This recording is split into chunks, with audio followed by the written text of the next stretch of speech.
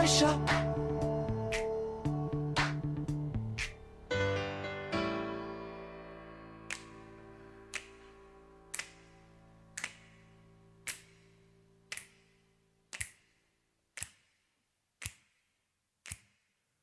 Oh my God, the snapping to end the song. I mean, come on. One of the greatest of all time, may I say? May I say? Oh my God, everybody, welcome in. what a wild stream this has been already. And I just went live. Oh my God, Ding Techno, thank you for the 10 gifted subs. ST Brewer, thank you for the 5 gifted subs. Malteser, thank you for the gifted. Hogan, thank you for the gifted. Hello everybody. I am here finally. I don't even my OBS is still different, so that's okay though. I will tell you what happened. So basically, I went live. I set my music. I had everything ready to go. I hit my go live. I went out of the room to go get some things done before stream. I came back. Was like, okay, there's 20 seconds on it left. Perfect. And then I sat here. I went to full screen. I started chatting. I was like, oh my God, everybody, it's Saturday night. I'm here. Can you believe it? I was singing under pressure. And it turns out that I was by myself. I was alone. I was the only girl at the party. And I was there. I was like, it says I'm live. It says I'm live. I don't know. And I talked for at least a couple minutes before I realized that no one else was here. But then you guys were in chat. I was like, I'm here. Where is everybody? You're like, no, girl. No, girl, you're not. It's honestly like when you go to a party, but you go to the wrong place. You have the wrong address and you show up and you're like, I think this is it. I think, isn't it tonight? Does it start at this time? Wait. Okay, maybe I'm just the first one here. Maybe I'm just early. Did I get the date wrong? No, it's in my calendar. It's definitely this date. It's definitely this time. So I guess I'll just wait. I guess I'll just hold on until everybody else gets here. And then I realized that I was at the wrong address. And then for a second, I was like, oh my God, did I go live on Christian's stream? Because then I hit stop streaming and then I hit start streaming. And then I did it a couple times. And I was like, wait, is he going to have multiple VODs? Is he going to have multiple VODs where it's my face like, and then it ends and it starts again? I'm like, and then it's just 3 VODs like that. my like leaning in, my leaning in to like see the computer closer to be like, wait a second. What's, I don't get it. What's going on? Why is this not right? That would be amazing. So finally, my big brain, I went, oh, I should call him. I should call him and be like, hey, can you help me? I went straight to the source. I did. So anyway, how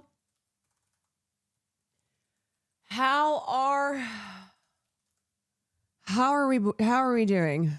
How is everybody? How are we? Yeah, calling my Gen Z nephew. Yesterday, Christian, Sam, and I all went to Costco. I like this dramatic music. Yesterday, we went to Costco.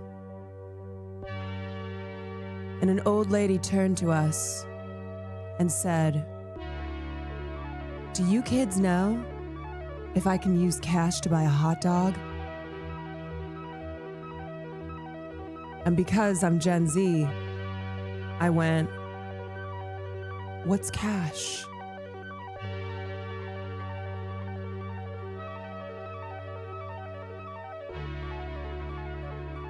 But then I was like, I don't know. Haven't been here in years.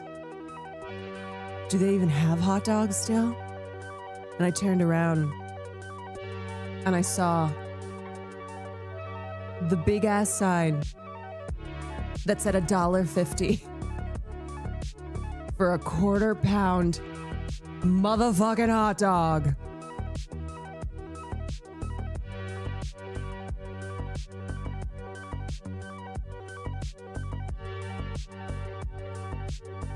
And that's my Costco story.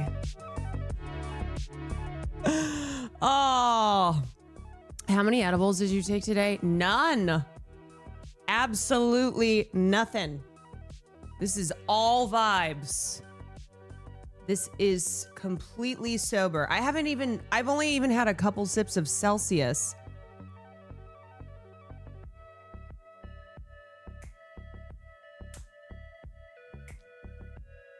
Currently crying and shitting because you're glizzy run.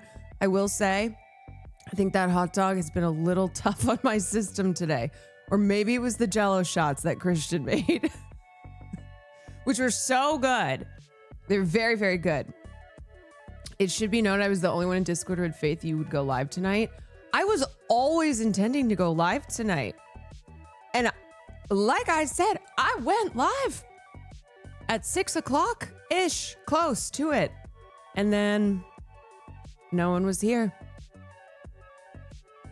Imagine that was just how I went out. It was like, I guess this is my last stream. I guess the party's over. The hot dog is so cheap and great, but the afterburps of hot dog are so real. Well, we were all really excited, and we were so excited to eat the Costco food, and then after we ate it, we were like, oh, that's not sitting so well. The like chicken bake or whatever the hell it is.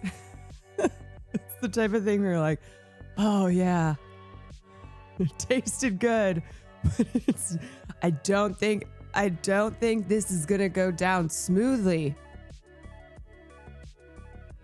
Oric, thank you for the 34 months. Wonder Gal, thank you for the 29 months.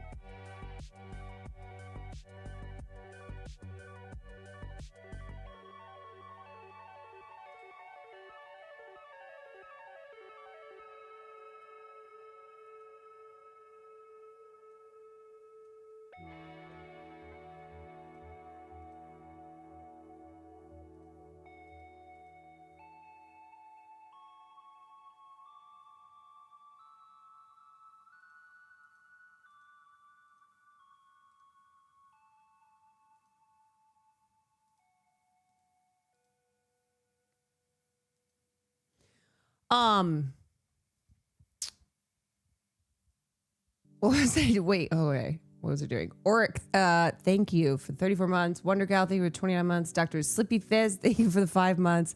Teraptus, thank you for 26 months. No, you guys, I'm complete. I just learned about racism. So uncool.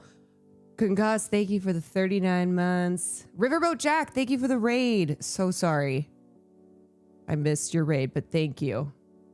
Kristen Bellsloth, thank you for the 15 months. Rebel Narco, thank you for 11 months. G-Baby, thank you for the 5 months. Asian Scales, thank you for the 26 months. Calcier, thank you for the 28 months. Okay. Frau Schneid, thank you for the 3 months. EP, thank you for the bits. Okay. All right. There's, I don't know what to,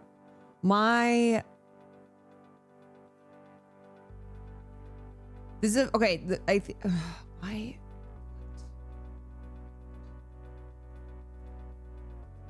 why can't I see? What is this stream? Who am I? There we go. Okay. Okay, there we go. I fixed what I needed to fix. I fixed what I need. This is Saturday night, everybody. A lot. You know what it is? I think it's that when I take a weekend night off, I usually will take Saturday off.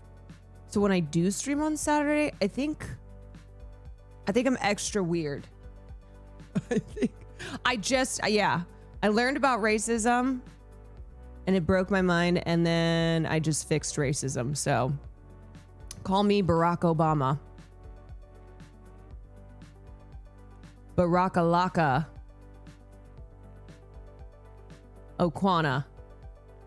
You're welcome, everybody. My brain is short-circuiting. Well, also, I did host a birthday party for Sam last night. That is why we went to Costco. It was so fun. Yesterday going to Costco was just so much fun. It was crazy. What a place. I can't imagine somebody from not America who comes to America and experiences Costco. What must that just it's one of the most American things. Just this giant warehouse with everything, and it's so big. Is there Costco in other countries? Look at how American-centric I am. They got Costco all over the world? What if I went on a global Costco tour? They have Costco in Japan? That doesn't seem right. You know what I mean? Cuban immigrants first time in Costco. Okay, I have to see. I have to see this.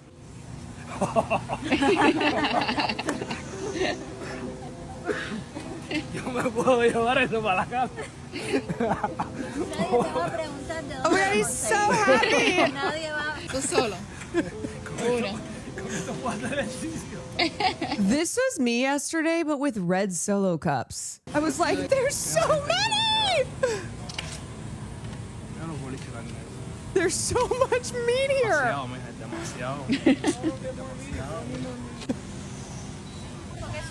Manzana.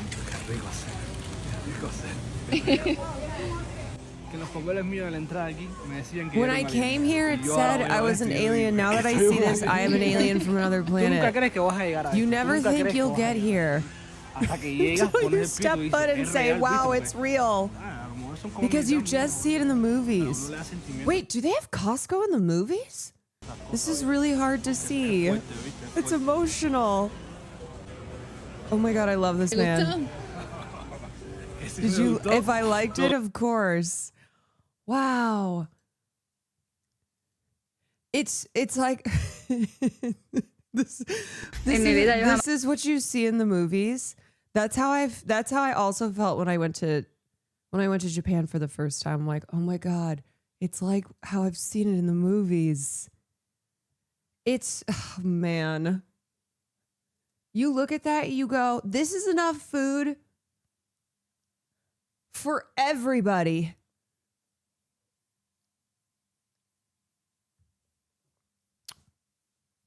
For all of us. I remember watching that, if I remember correctly, he's from a country destroyed by U.S. sanctions. That would be Cuba. Yeah. Yep. Absolutely. Oh, we could absolutely solve world hunger. Oh, yes. Who was it? Wasn't it? I don't even want to say his name on this stream. Not tonight, but wasn't it Elon Musk who was like, I'll solve world hunger? Some shit like that.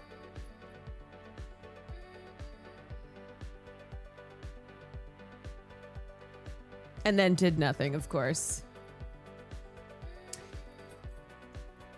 It's like when Yeltsin saw an American grocery store. In September 1989, Russian President Boris Yeltsin and a handful of Soviet companions made an unscheduled 20-minute visit to Randall's supermarket after touring the Johnson Space Center. You go from the Space Center to the supermarket. Like, I don't even know what's more amazing. He's like, look at this.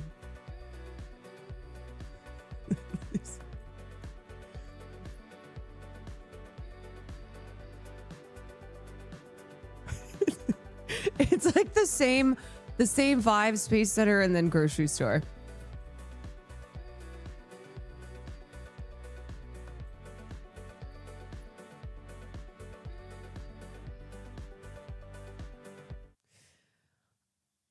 Have you seen the Russian Pizza Hut commercial? I don't think so. We need to discuss the couch. Wait, is this my couch? Okay. Emily, it's your birthday. Oh my God. Oh. Okay, wait. Let me watch this and then link me the Russian Pizza Hut commercial. I've never seen it. Hogan, thank you for the gift of nonstop. Thank you for the 40 months. I wish you peace and goodwill. I wish you hope and joy. I wish you more than your heart desires.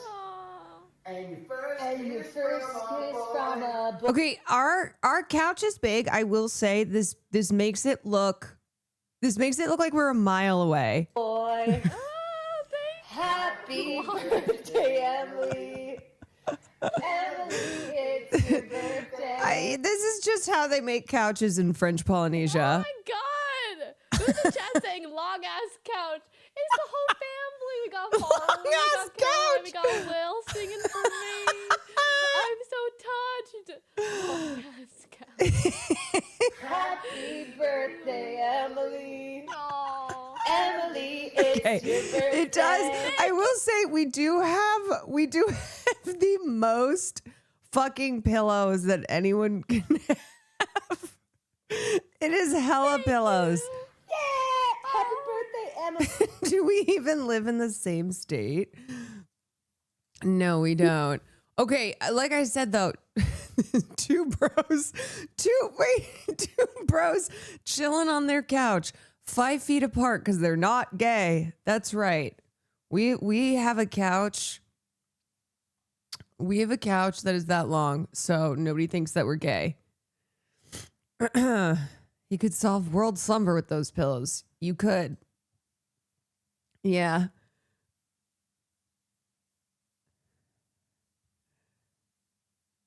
We just so you know, Will and I are not gay. That's why we're sitting that far. That's why we're sitting all the way on the opposite ends of the world. Everybody loves that couch though. People live for it.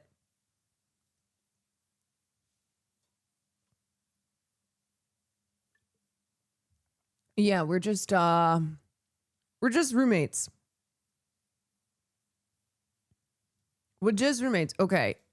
Never seen this before. Pizza Hut, Gorbachev, TV spot commercial, 60 seconds, international version. I'm ready. Oh my God, not the... Boop, boop, boop.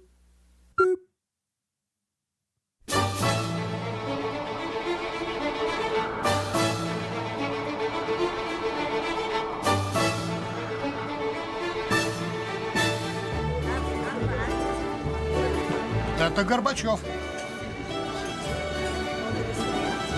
Горбачев? Это из-за него у нас в экономике бардак. Да благодаря ему у нас новые возможности. Это из-за него у нас Политическая нестабильность. Да благодаря ему у нас свобода, Полный хаос. перспективы. Политическая нестабильность. Да благодаря ему. Can I just say, not all this going down at the Pizza Hut. Есть Pizza Hut. За Горбачева! За Горбачева! Sometimes nothing brings people together like a nice hot pizza from Pizza Hut.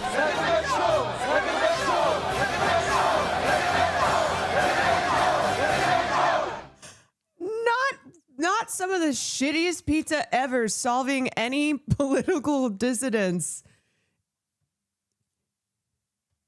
in Gorbachev's Russia. It's garbage ass pizza.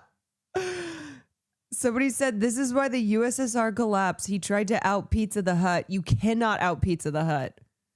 You try to out Pizza the Hut, and it'll lead to economic and societal collapse. What that is, you know what? They do not make commercials these days like they did back in the 80s and the 90s. Donald Trump, please out Pizza the Hut.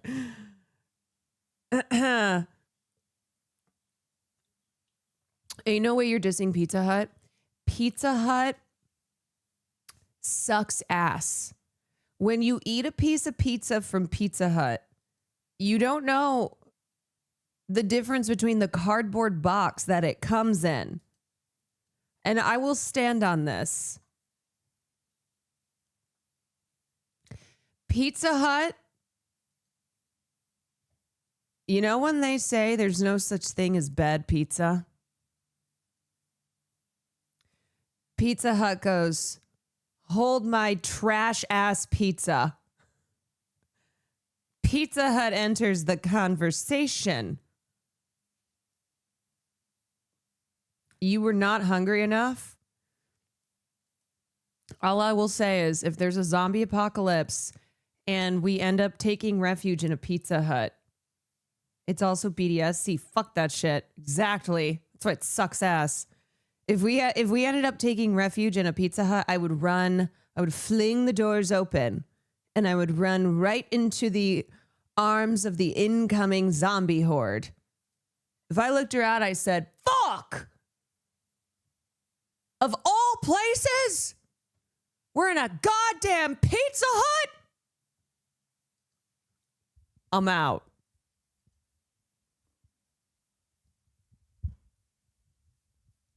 I'm out.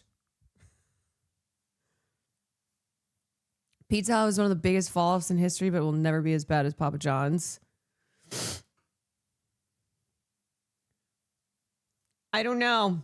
I think to me, Pizza Hut takes the pizza as the worst. Yeah, racist ass pizza. The racist pizza tastes better. The racist pizza tastes better than Pizza Hut. I mean, it's all racist pizza. We didn't get Mr. Hut saying slurs. That's what gave it that extra flavor in Papa John's. What do you prefer? No, I don't like any of that trash ass pizza. It's all bad. Y'all forget I'm from Chicago. I'm from motherfucking Chicago. Okay, with our pizza. You think I'm out here eating any of this trash ass pizza? I don't think so.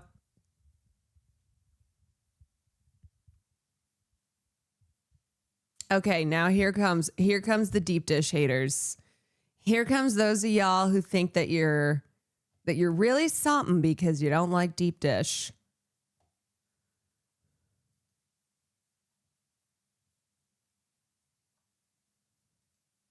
Here's a Wendy's ad about Russia too. Where are these so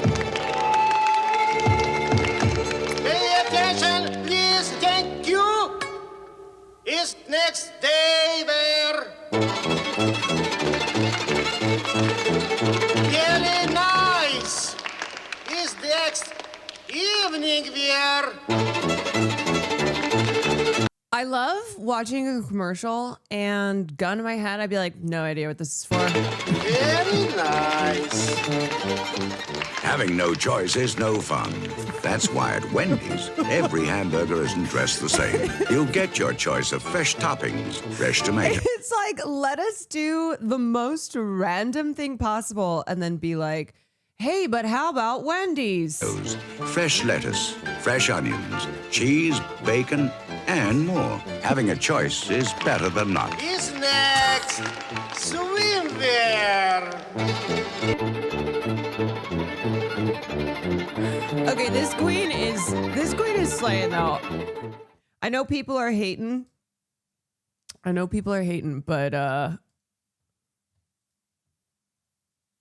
that queen had swag.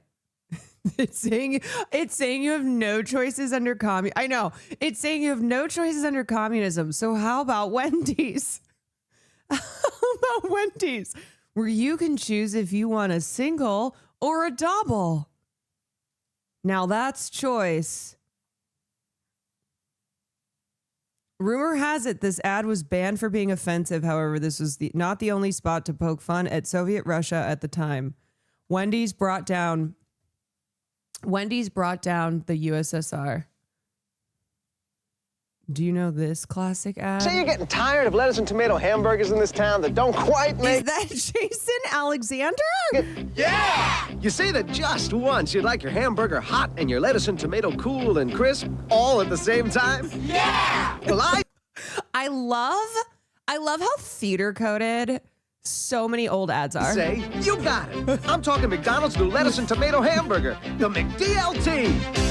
I'm talking quarter pound of beef on the hot side. And the hot stays hot. The new McDLT. Hot, hot. Crisp lettuce and tomato on the cool side. And the cool stays cool. The new McDLT. Cool crisp. The beef stays hot, the cool stays crisp. Put it together, you can't resist. The hottest taste, the coolest dish. Keep it hot, hot. Keep it cool, cool.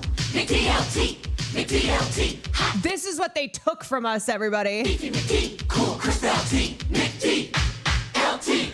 It's a good time. Hot beefy McD. For the great taste. Cool crisp We LT. used to be a real McDonald's could be nation. the best tasting lettuce and tomato hamburger ever. New McD.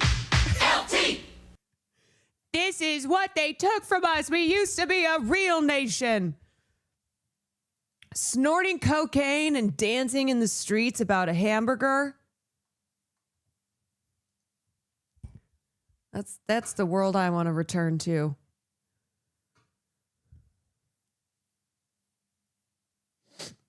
You know what I mean?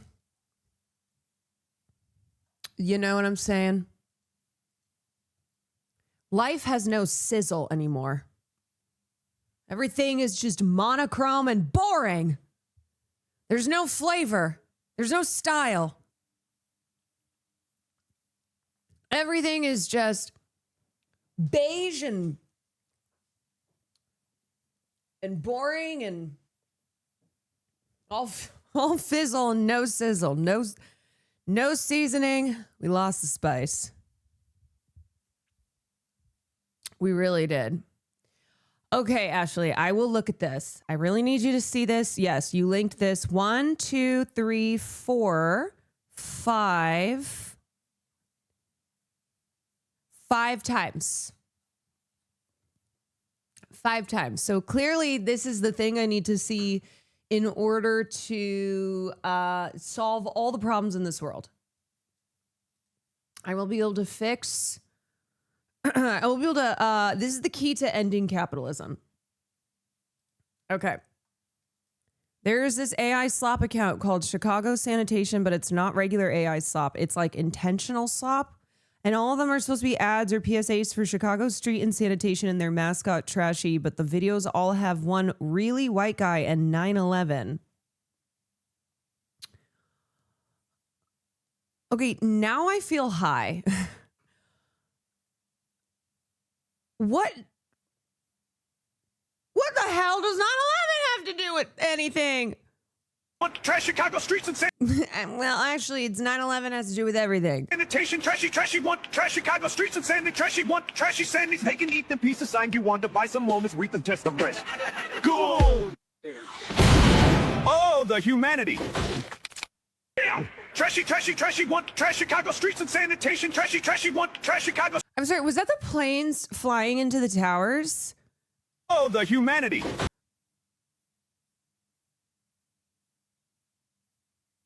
My brain is leaking out of my ears. I think this just killed me. The last... Oh, the humanity.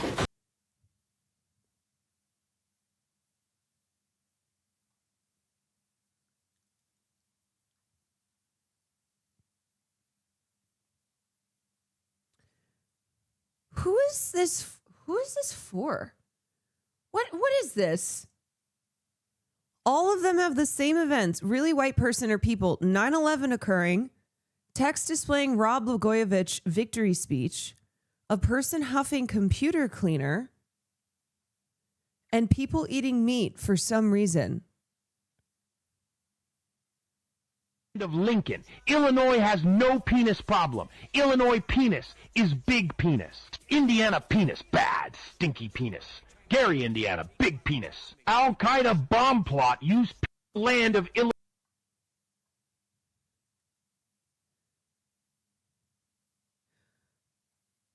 This is supposed to be about Chicago sanitation. We're talking about Al-Qaeda bomb plot. Everything goes back to 9/11.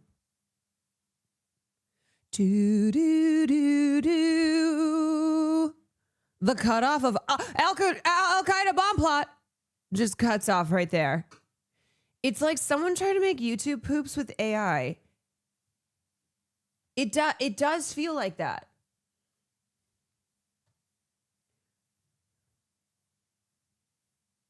I guess you guys aren't ready for that yet, but your kids are going to love it.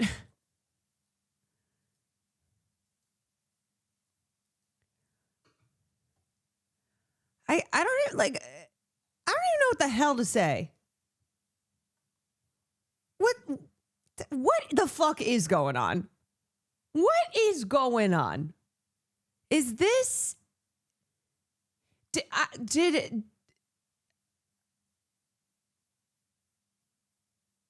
I feel like maybe we're in an alternate reality. And maybe we should have known because Coco Melon opened up a portal into an alternate reality where nothing makes sense. You're just like, what the hell? What is happening? What is going on? And the only way to destroy it is to get to its core, which is Coco Melon. You have to destroy Coco Melon. The Matrix is breaking.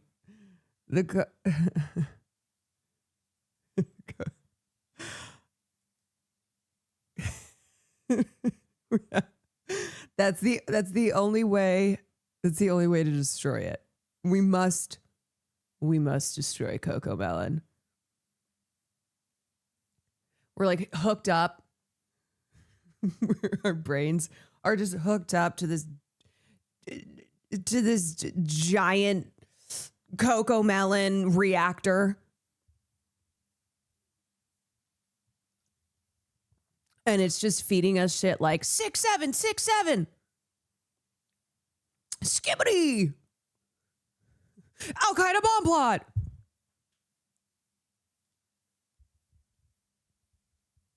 We have to break out of the Coco Matrix.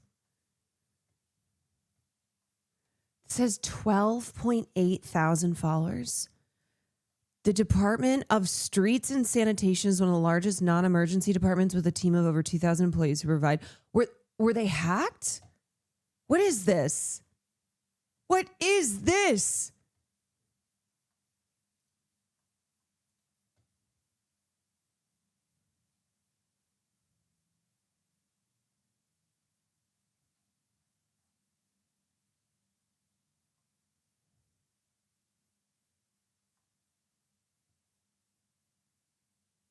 Just this dumpster on fire. A dumpster on fire. I think maybe that's a metaphor.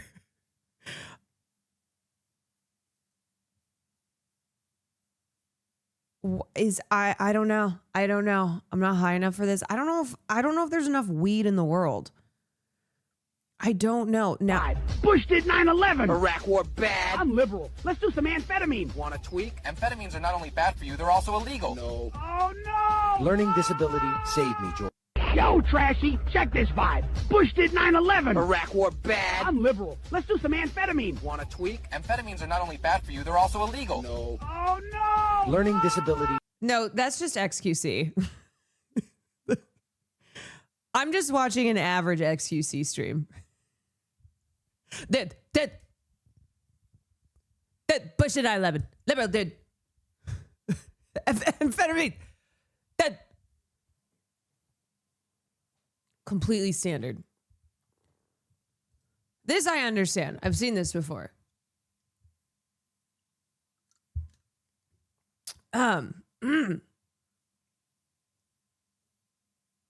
Wow. They have a fucking website. What is happening though? Who is behind this? Why is there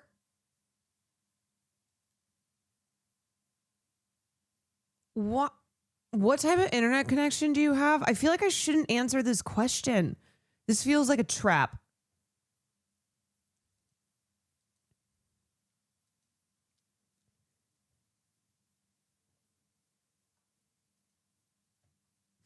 I put dial up. Why do they have an entire section that's just 9/11? What is this?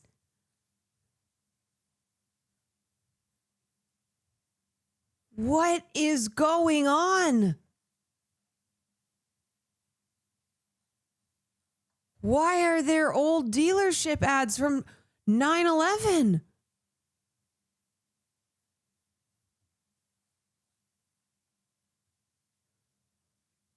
It's Y2K prep and then 9/11.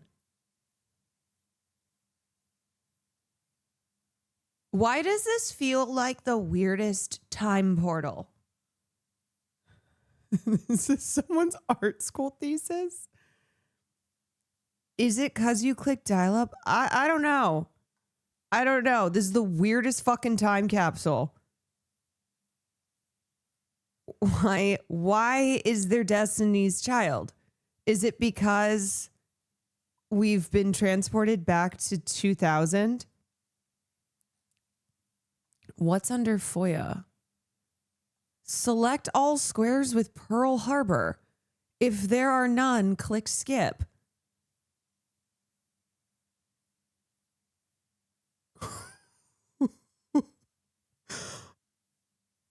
What happens if I just hit skip? What? Why Pearl Harbor?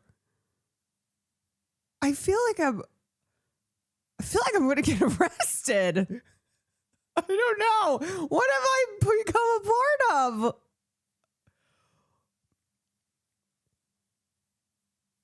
President Bush signs the USA Patriot Act. What is FOIA? FOIA is a law that gives you the right to access information from your government, including the Department of Streets and Sanitation. Why does this feel like the entire, whoever's behind this has some conspiracy theory that Chicago Streets and Sanitation is linked to 9/11? And this is like a years-long quest to prove such.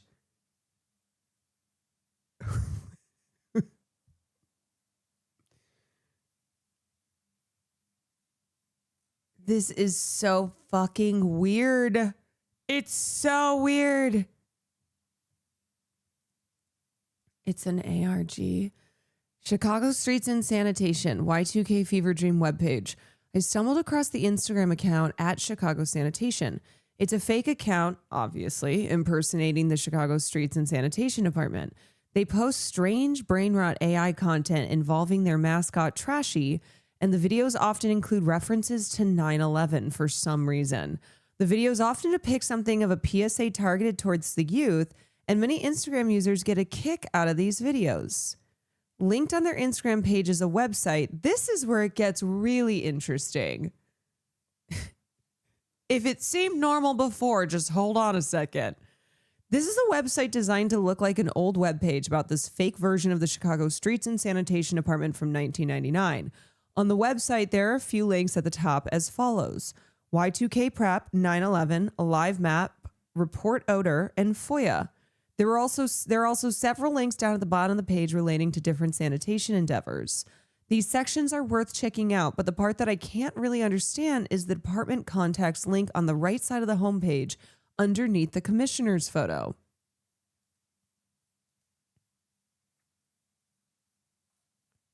Right here.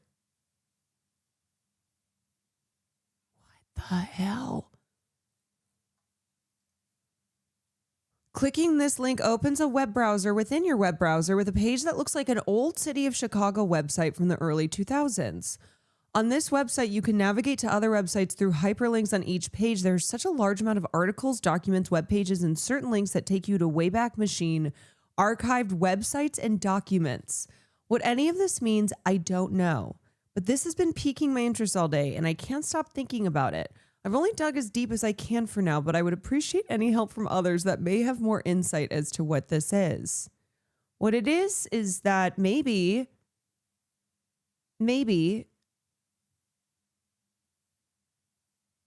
it's December 31st, throwback, December 31st, 1999, right at the turn of the millennium, when a lot of people thought that in 2000, the world would end, that it was over,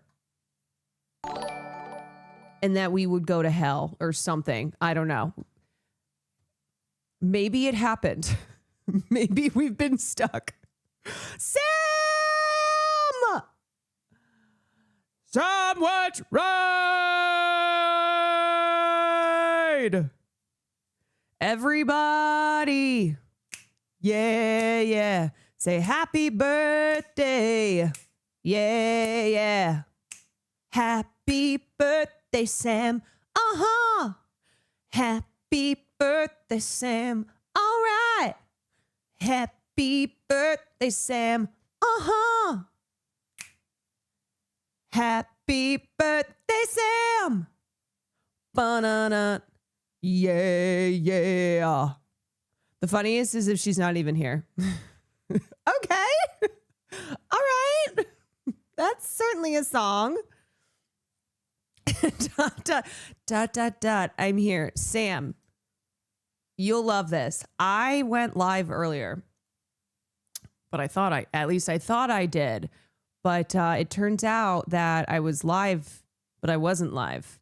And I was sitting there for, I went through my whole live screen. Then I started off the stream. I was like, everybody, it's Saturday. What? I'm live. Can you believe it? I'm here. It's Saturday. We're crazy. We're wild. I don't know. It said I was streaming. Apparently I wasn't, though. I was the only. It honestly is like it's like, you know, when you have that guy, the one DJ guy, the one DJ guy who's on the stage, he's like, everybody, woo, woo, woo.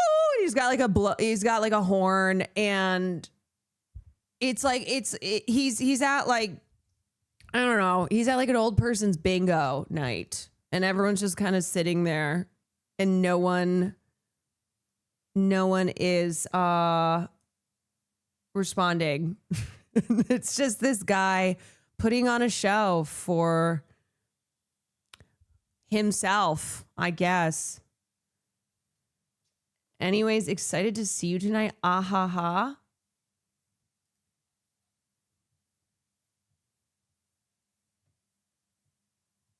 Aha. I don't know if I've ever seen you say aha. That feels ominous. Aha. Because you're coming out, right? Why are you doing this? Why does this feel weird? She wants you to come out tonight.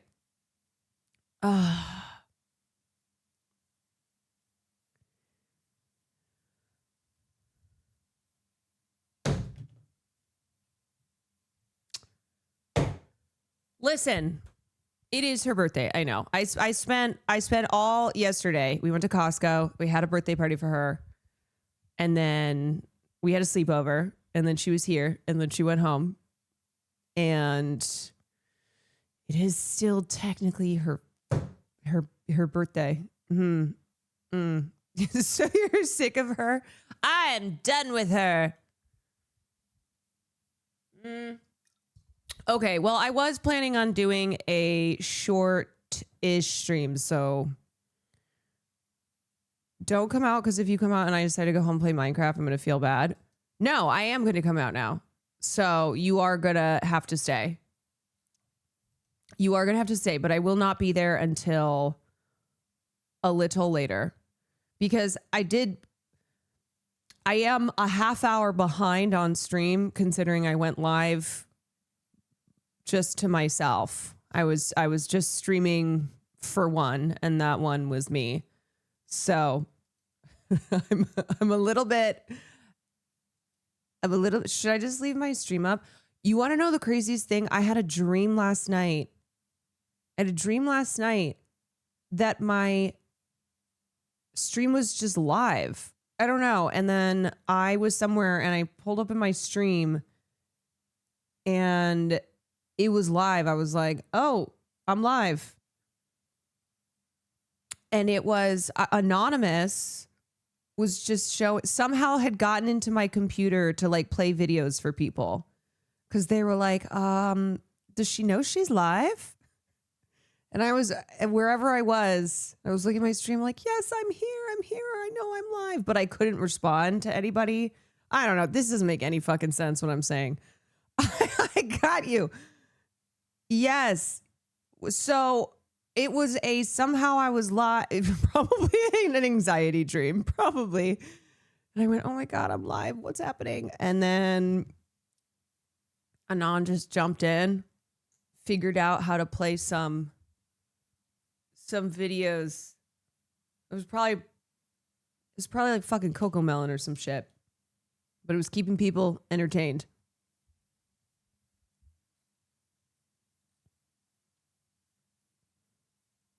It was keeping the people entertained. Okay, Sam, cool. I'm gonna go put my hot girl disguise on.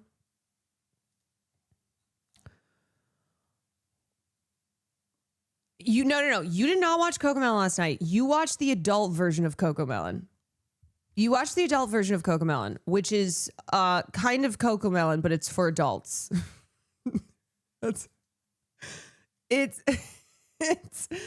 dancing fruit. It's dancing fruit, but it's for intellectual, mature adults. It's Coco Melon, but the coconuts aren't fruit. Yeah, exactly. Yeah. We'll put it on for everybody at the party.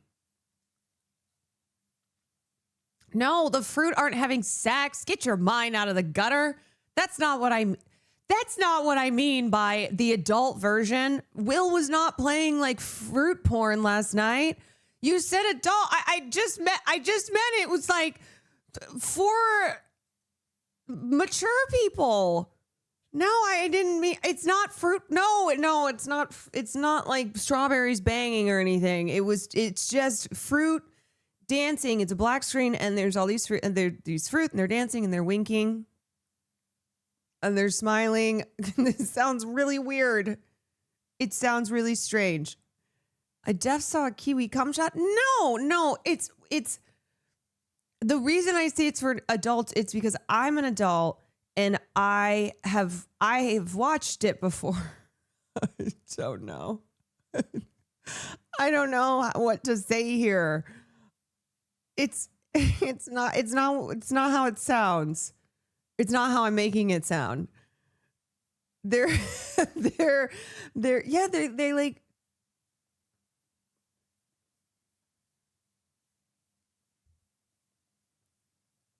That's what they do. You know? Anyway, so that was what we put on at the party last night.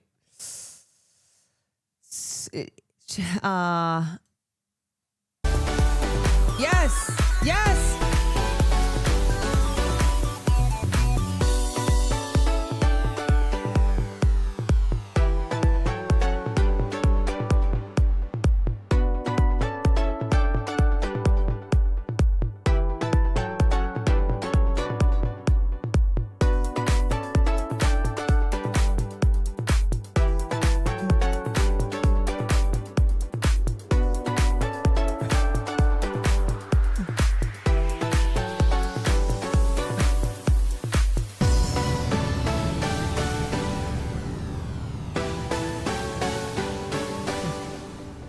Yeah, so I love this little guy. I love the falling strawberries.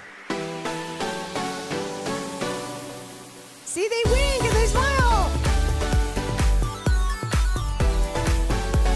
I'd be so happy taking acid and just hanging out with dancing fruits. It's so funny you say that.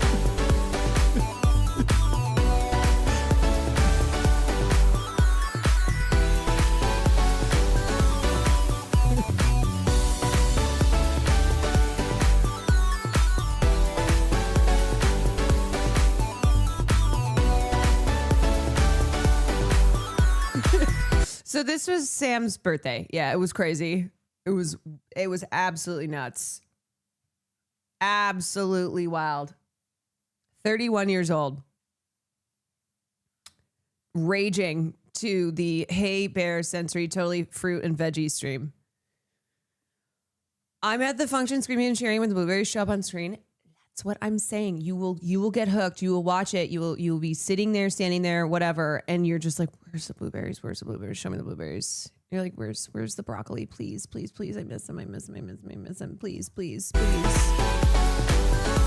Just hours of this. 2,600 watching right now.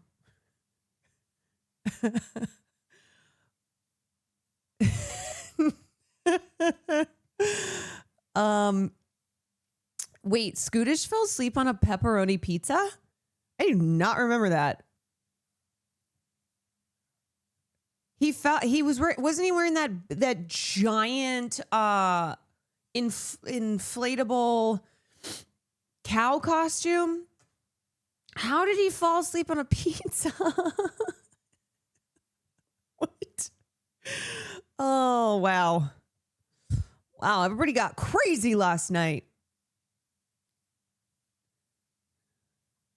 Man, I'm rolling so fucking hard right now. Look, y'all, I'm telling you, okay, next time you're chilling, you're just looking for something to vibe, to put on and vibe, the Totally Fruit and Veggie stream. I'm telling you. Immaculate. Absolutely immaculate. You can't go wrong.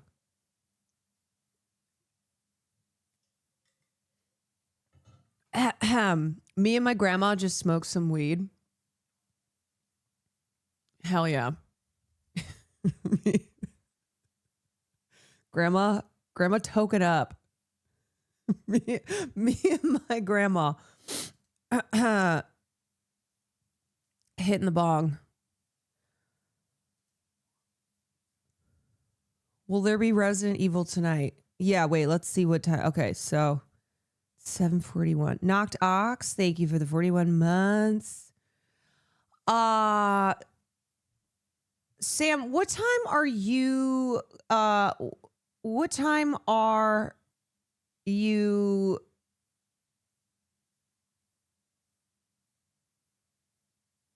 venturing forth?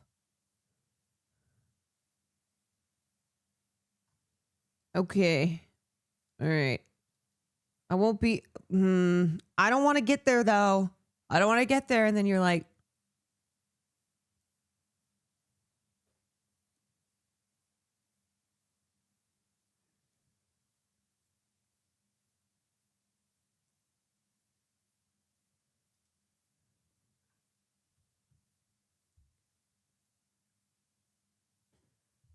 Okay.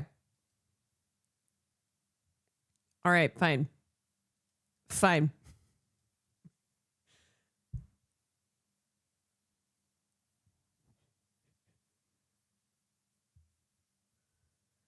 Question, since you were a club girl, do American clubs close at like 2 or 3? It depends where you are. In Los Angeles, 1:45. 1:45. We start turning the lights on. It was 2 o'clock. Done. Has Caroline played Mortuary? Oh, wait. Isn't there a trailer for the Mortuary Assistant movie that's coming out soon? I did play Mortuary Assistant. Wait, let's watch this. I wanted to watch this.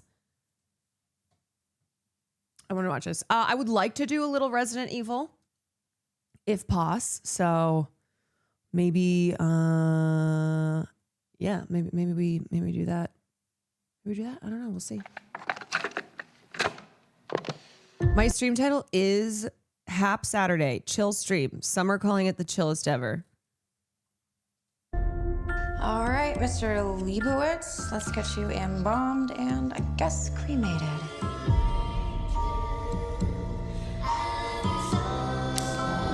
Oh!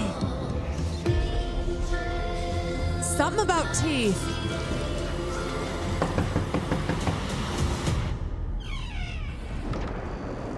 Is somebody there?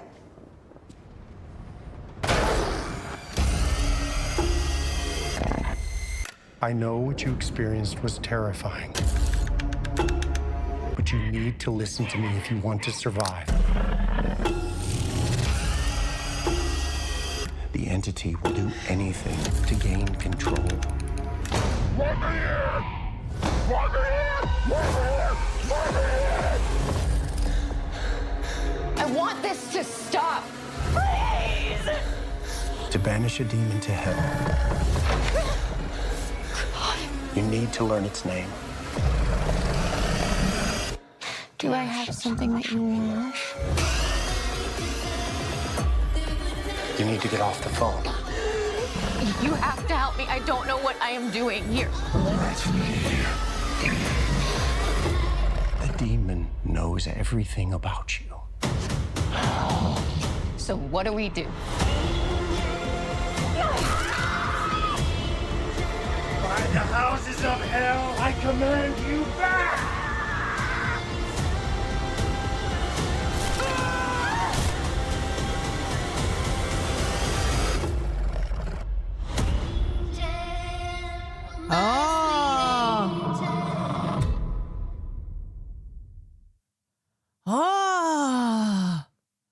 Wait, Hilary Duff has a new music video? Okay, we have to watch that. I did not expect this to get a movie adaptation. I played the game though. I liked it. It feels like the game. This does not look good to me. I don't think it looks that great, but this seems, you know what it seems like? It seems like a shitty, like a much shittier version of, what was, Austin is calling me. What's going on? Hold on a second. What's that? Yes. Caroline Kwan, it's Austin Show from the Fear and Podcast. Wait, I'm sorry, who? Austin Show from the Fear and Podcast. You know the guy that sits with Hassan Piker, Will Neff, and Kitty Cinderella? You know that guy? It's me. Oh, I think you might have the wrong number. No, I'm not interested in extending my car's warranty, sir. No. Please. This is Caroline Kwan, right? Yes. How did you get my number? Who sent you? Who are you? I don't know. You had mentioned something about, I was calling about your car's extended warranty. You are calling about my car's extended warranty. I knew it. Yeah, look, I think that you certainly should extend it. I mean, think about if you fall out of warranty, how expensive an alternator is, for example. Well, what if I don't have a car? Well, then, damn it, I really missed the boat on this one. If you don't have a car. Oh, yeah, see? But you should extend the warranty anyway, because what if you're... Okay, I'm listening. Okay. If you extend the warranty on your vehicle, it just attaches to the next car that you get, right? It rolls over. Okay, how much? I'm sold. I'll give you whatever you want. $300 a month. Okay, I'll give you 500. Perfect. Okay. You nail home a bargain. Okay, Yes. I've got a question. I'm gonna do this. This is a fear and topic for Monday, but nobody can know about it. You guys can't tell Will or Hassan. I mean, Hassan definitely won't fucking know because he's just he doesn't give a fuck about me. But I want to share this. Okay. All right. It's a fear and exclusive, and I need your opinion on it. Okay. I'm really upset. Okay. So I went out to dinner tonight and with Christian, and we went out to a restaurant in Los Angeles. Okay. And I notice before the meal starts, there's a thing on the slip that says we are a no tipping establishment. I say, okay. But then there's a 16% on top of the bill, and they put that in there. And I say, oh, okay, so that's just to tip that's to tip the workers, which is like fantastic, great, no problem, whatever. I asked the guy at the end of the meal, I say, do you guys get this? And he said, no, we're not allowed to take, we don't get that, and we also don't get tip. We're not allowed to accept tips. And I said, so where's the 16% going? And the description says, this is not a gratuity or tip. We are a no tipping establishment. The fee is revenue that is not segmented or designated in any way. It is taxed per state law and is used to fund all of our operations. And I'm like, what the fuck? Like, I was like, what the fuck is going on here? Why can't I tip them? And why aren't you giving them any piece of that 16%? I'm confused. And I looked at the bill, and you know how it says sales tax? It's a part of it. It's taxed by, the state of California for sales tax or whatever. Mm-hmm. They had sales tax on the bill on top of this 16%. So my question is, am I missing something here? Or are they just adding a random 16% fee and padding the revenue of their business? I mean, I guess you'd need to know like how much the workers are being paid. Yes. He claimed, I asked the guy, he's like, yeah, but we get paid more than the market rate. Like we get paid more than the market rate, right? And so I was like, okay, I didn't ask him like, how much are you getting paid? But my assumption would be, my assumption would be this: if you're a business, you've made the calculation that 16% that you take off the top of everybody's bill is worth more than the wage increase you pay the workers than it would be if you were to pay them minimum wage plus the tips that they would receive. You're just taking their tips. You've made that calculation as a business. Because if the business calculated that rate, like they're not just paying them more money because out of the goodness and kindness of their heart, they're paying them more money so that they don't pay attention to the fact that they use that as like a talking point to their employees, so the employees don't get disgruntled over the fact that they're taking this 16% randomly. They take the 16%, say we're a good company because we're paying you a little bit more, but when in fact they're stealing the tips and they're getting and their revenue is being increased by a margin that is more than it would be had they allowed the workers to accept the tips. Well, what are you going to do about it? Well, I'm going to sue them, I think. On behalf of the workers there? I'm stacking lawsuits. I have no idea what else to do, but I think that's the only way. I'm going to sue them. My bill was $166. I'm going to sue them for 16% of it. Okay. And then you're going to redistribute? No, I'm not going to redistribute. I'm going to sue them for whatever. What's 16% of $166?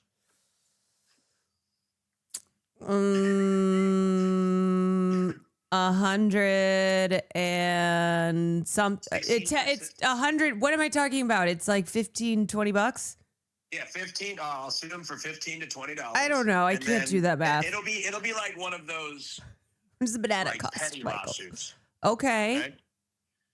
But anyway, my point is, am I missing something here? Is there like why are they like the description that they gave is so fucking sleazy?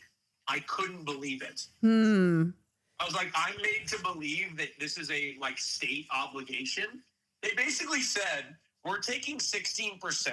We're not giving it to the workers, but we're paying our taxes on it.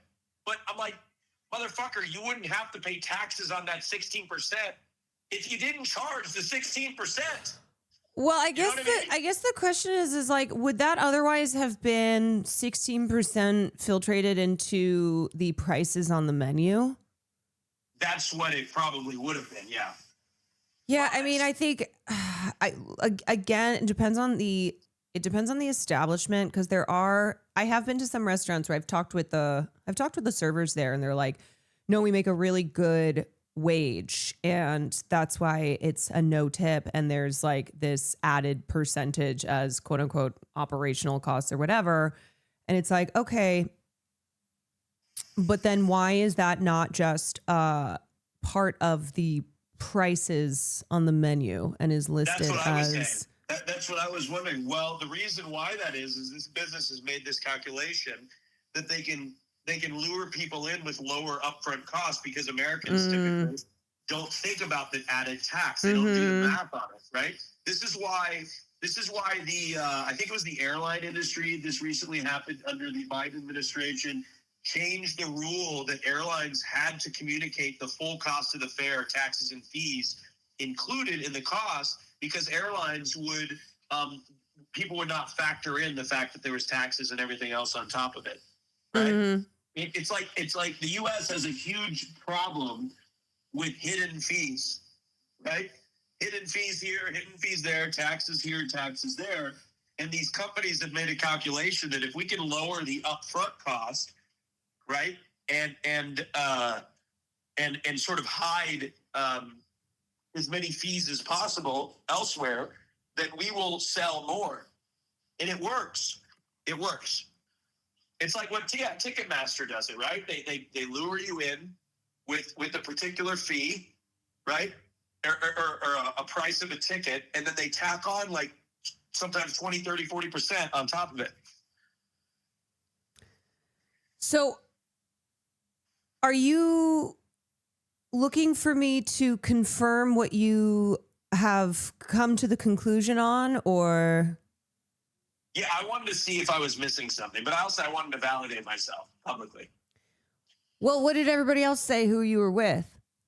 Well, Christian wasn't paying attention, and because I paid the bill. Yeah, but Austin needs me to. Afterwards, I'm like, do you need me to go undercover or something? What? I was like, do you need me to go undercover, or what's? I mean, maybe we should do it. Wait, Caroline, wouldn't that be a banger series if you and I dressed up as spies and like uncovered the shady business practices of businesses exploiting their employees? I mean, look, I tried to do that when I was in high school, and I was convinced that my best friend and I were convinced that the recycling and the trash were all just going to the same dump. So we that was the case. We followed the we followed the trucks one day, and we discovered it to be the case. And then I tried to bring the story to the student journalists in the high school. And what did they say? They didn't care. Yeah, of course they don't. Nobody gives a fuck. fuck, right? So the story was buried. Well, this story's probably going to get fucking buried. And you know what? You know what's going to happen is it's going to get misinterpreted, and somebody's going to be like, Austin doesn't want to pay the gratuity that they're giving to the employees, and they're going to completely miss that we talked about how the 16% was not gratuity to the employees.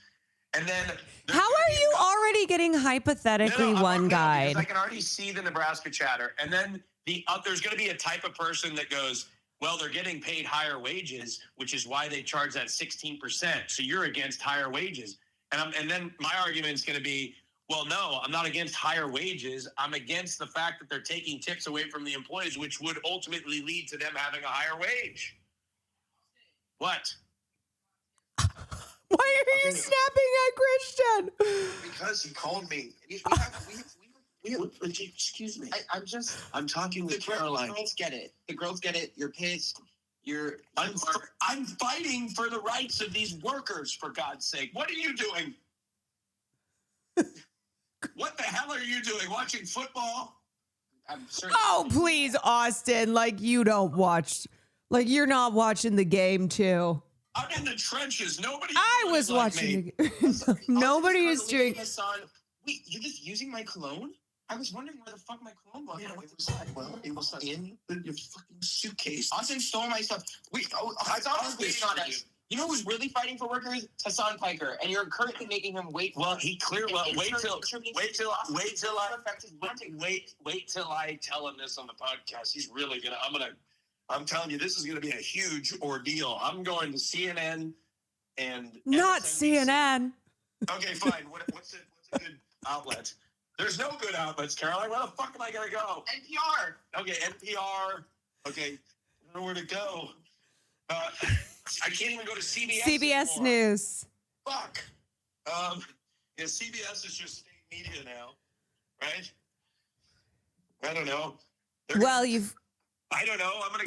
You've currently come to Quan News Network. Yeah, the Quad News Network to share this. I would just like to apologize that Austin has taken it upon himself to call you what I fear has been every single fucking stream for the last week. And I've held everybody in the Quantourage hostage. I want to apologize for this gay man's action. I'm sorry that he's inserting himself into a, predominantly like female and queer space. And I hope that I'm supporting workers. What the fuck? Yeah, at the cost of disability. Okay. Look, he has to express this on stream somehow, so that's why he has to call into my stream. Exactly. He could just, do this really cool thing called Go Live, but No. Is apparently no. No. They don't want to hear this. They don't want to hear you. They don't. The Quantas does not want to hear about your shaving. Okay, they don't. They're not interested. You don't think that's a little weird? Like, should I shave her hair? Do not. Okay, can you just let Caroline go, please? She was talking about something really important. Well, were you talking about something important, Caroline? I'm always talking about something important. All right. She was talking about Cocomelon. Well, I saw your title and I was like, oh, this should be fine. Happy Saturday, chill stream. So I was like, perfect. You know what I mean? Austin, every single thing I talk about is with equal importance. You're right. I'm so sorry. Excuse me. Right, clock it. Okay. Wow. So you're gonna call her and then you're gonna undermine her content. It's like Yeah. really what I'm learning every single day is that men just don't want to let women exist. And it's like I can't believe this call of me rescuing and fighting for workers' rights has turned into me being a misogynist. Interesting, because every single time I fucking hear you on Fear and or on this stream or on anyone's stream, I'm always catching fucking strays. It's like, welcome to my world. This is what it's like to walk in my twink shoes. Okay. All right, that's enough. That's enough. I've had it. Okay. Okay, we love you. Love you. Love you. Bye. Bye. Well, there is always something going on. There is. You guys are always telling me to run for office. What about Austin's show? This man every day is out here saying, I am fighting for the workers. Get his campaign going. My favorite thing is when Austin calls in and then Christian comes in and is like, well, you leave her the fuck alone. Get your gay ass out of here. Get on your own stream. But where would I be without these two? I do like that this was one of the few calls I've gotten where like I said, everything I talk about is very important. Every single thing we do here on the stream is crucial, and it all matters. But the majority of tonight has been looking at this weird psyop feeling AI fake Department of Sanitation Chicago website where it all leads back to 9/11, and then adult fruit, dancing fruit for adults. That's been the stream so far. 6767. Yeah. Skibbity. Al Qaeda bomb plot. See? And Austin calls right in the middle of this. 6767. Skibbity. Al Qaeda bomb plot. This is your brain on the internet. You know what? Honestly, that's a PSA. This is an anti-internet PSA. This is your brain on the internet. Like 6767. Skibbity. Al-Qaeda bomb plot. The internet kills your brain cells. Nothing like Skibbity followed by Al-Qaeda bomb plot.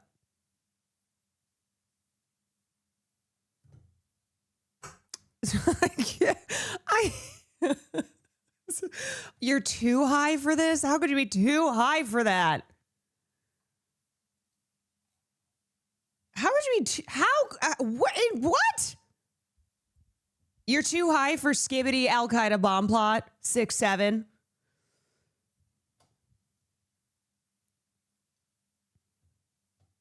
I'm just what's the right level of high for that? I don't know. I don't know.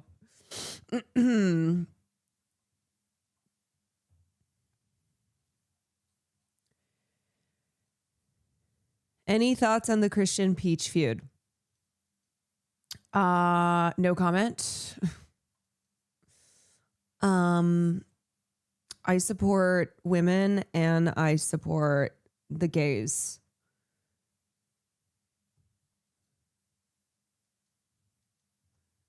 You know, when it's a diva off, I think it's better not to speak and to just let the divas diva. Just let the divas diva. Aren't they fighting over Caroline? What? Fighting over me? Oh my God, stop. Stop it. Oh, you guys want to see something so...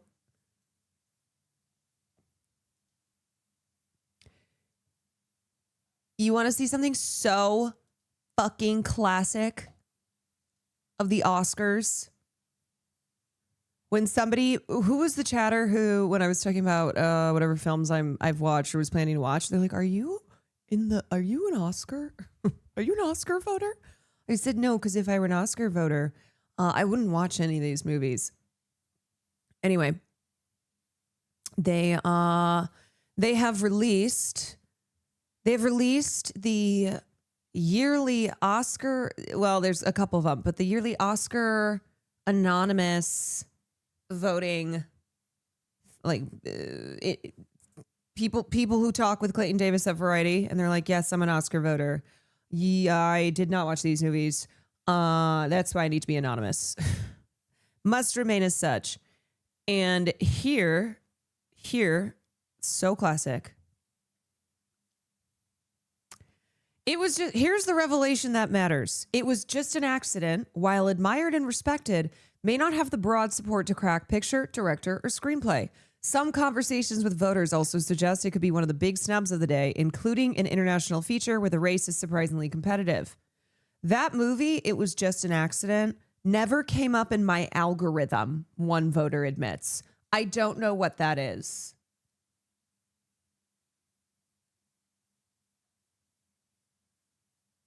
I'm sorry.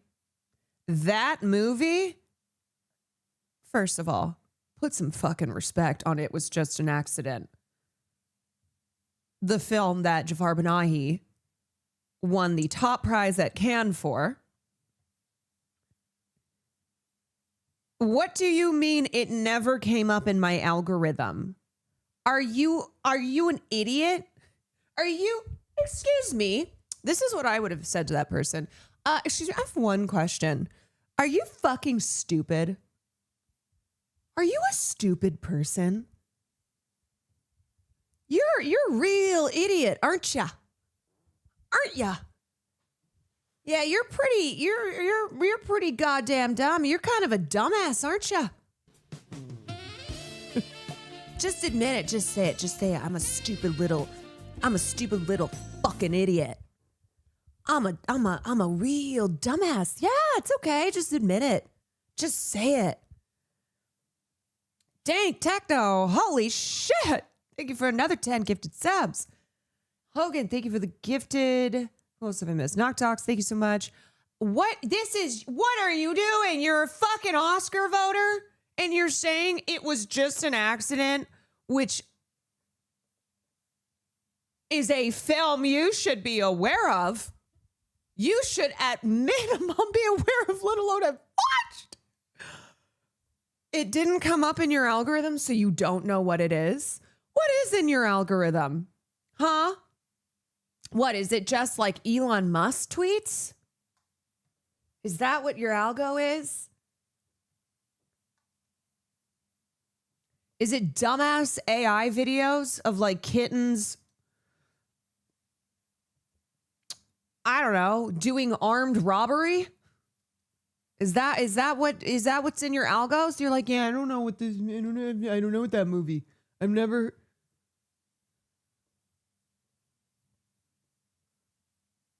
It's just the Chicago sanitation slop. 9/11, Al-Qaeda bomb plot. Okay, that's not AI, that's real. Okay. That's true. You gotta stop saying that. Oh my God, this makes me so fucking mad every year. And do you remember last year they had to implement a like Oscar voters had to swear that they were going to watch these movies. They tried to add in a rule here that Oscar voters have to watch these films. Yeah. I mean, look, I know we don't have the nominees yet. I know they come out next week. But if you think that these Oscar voters are going to change, if you think that it's not easy to get around the like, yeah, I swear to watch these movies. Of course they're not going to. Oh, what a joke. This person, I'm telling you, this one guy, due to the fact, despite being aware now of that movie, it was just an accident, I would bet you everything that they do not watch it. This is how Hamnet wins. This is how F1 wins Best Picture.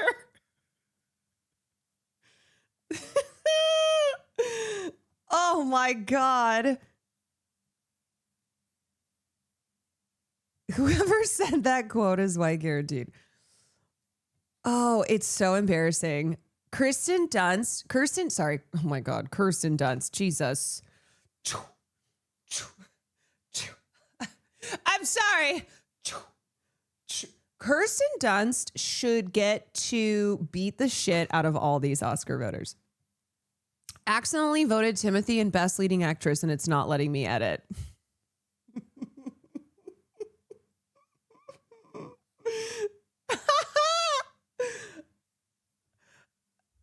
I mean,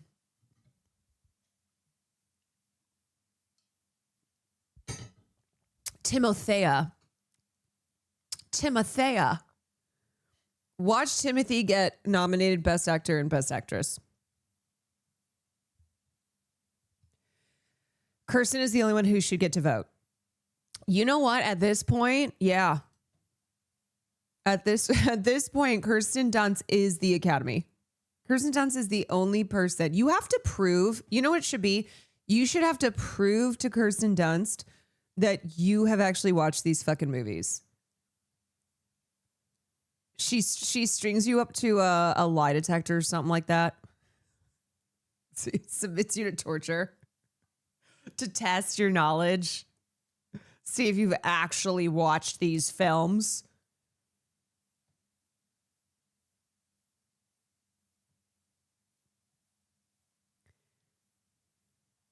Like, when I was joking and saying this is how F1 wins Best Picture, maybe not a joke. It's very well liked among voters and feels like a viable entry in the Best Picture race. The old Academy Guard loves it. Voters repeatedly described it as great and good old school entertainment, the kind of movie that could easily claim one of the 10 Best Picture slots despite a solid, albeit not overtly passionate, critical reception. Don't underestimate the power of the older voters who built this industry. This Brad Pitt and Damson Idris vehicle could zoom into the race, also giving it a support to land 3 tech noms, such as film editing, sound and visual effects, and mimic a previous contender like Ford versus Ferrari. I fucking love that movie, one anonymous voter of the producers branch said. Think of it like comfort food with AMPAS members.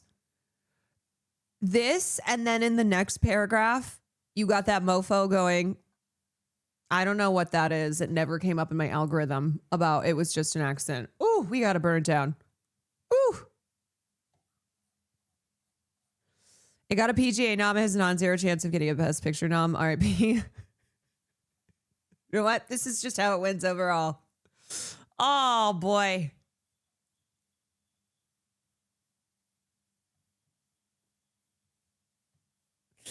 Norway's Sentimental Value, Brazil's The Secret Agent, South Korea's No Other Choice, and France's It Was Just an Accident all have aspirations beyond the international feature category, particularly in Best Picture. More importantly, they are vying for attention from voters who frankly don't watch as many movies as industry insiders assume. If anybody is still assuming that voters watch these films, you're an idiot too. You know what assume stands for? Ass out of you and me. When you assume, you're making an ass out of you and me. So maybe it's time to stop with the assuming, with the assing out of you and me. Do you think Ariana Grande will win Best Actress?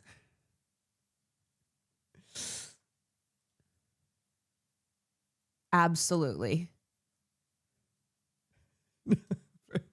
Absolutely. Ariana Grande, Best Actress.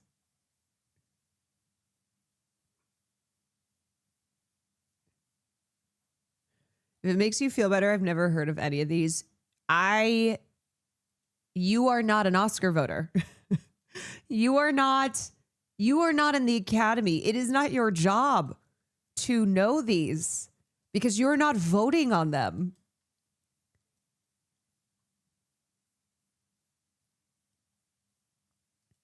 You're a normie who might watch a couple movies here and there.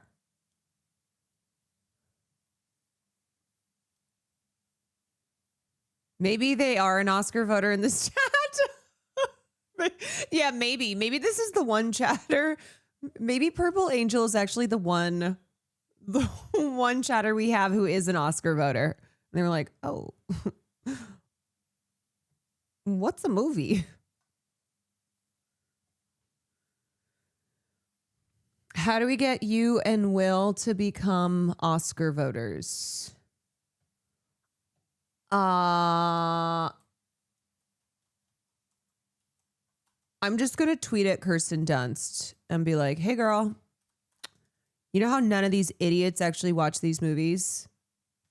I do. I'm with you. Get me in somehow.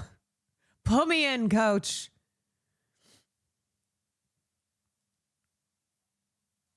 Wasn't this enforced? Okay, here's the thing. There's no way to actually really enforce this. Academy nudges voters to actually watch all the Oscar contenders this year. Oscar voters are getting some extra homework this award season. Even calling this extra homework. They're like, what? I have to watch movies? Huh? An email obtained by NBC News shows how Academy of Motion Picture Arts and Sciences members must confirm that they have watched all the movies nominated in each category in order to be allowed to vote. The email, which has not previously been made public, provided guidance on what steps the more than 10,000 voting Academy members need to take ahead of the final Oscar ballot deadline March 5th. The Academy has long required members who vote in certain preliminary rounds, such as those who determine the shortlist for international films, to confirm that they have watched a group of assigned movies. In April, it revised that policy to note that Academy members must watch every Oscar-nominated film in order to vote. The email appears to be the first time the org is offering detailed information on how the new... We've covered this before, but this is just a refresher on how the new rule will be enforced.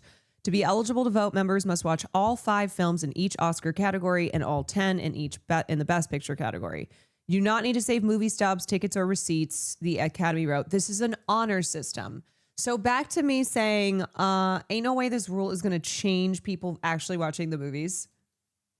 It's because it's an honor system. This is just to try to address the issue that seems to only worsen each year, which is Academy voters not watching these movies, and then in these anonymous revelations that are always reported on every single season, exposing their full ass, being like, huh? I didn't even know that was a thing. I've never heard of that in my life. With the new policy, films that members watch on the Academy screening room with streaming service run by the Academy will be automatically verified. For films that members watch elsewhere, such as at film festivals, private for-your consideration events, or local multiplex, they must manually mark it watched on the streaming service member website or Academy app. Keep an eye out for eligibility notifications prior to finals voting. Members will be notified of the categories in which they still need to watch films to be eligible to vote. While largely applauding the intent of the new policy, 3 Academy members who declined to speak on the record to maintain professional relationships within the org pointed out that it will be difficult to police. See, this is why you need to get Kirsten Dunst on the case, okay? Kirsten Dunst has the legal right to kill members of the Academy who don't do their job. She will hunt them down. She has a very particular set of skills. And then she gets to handpick their replacements. It's only fair.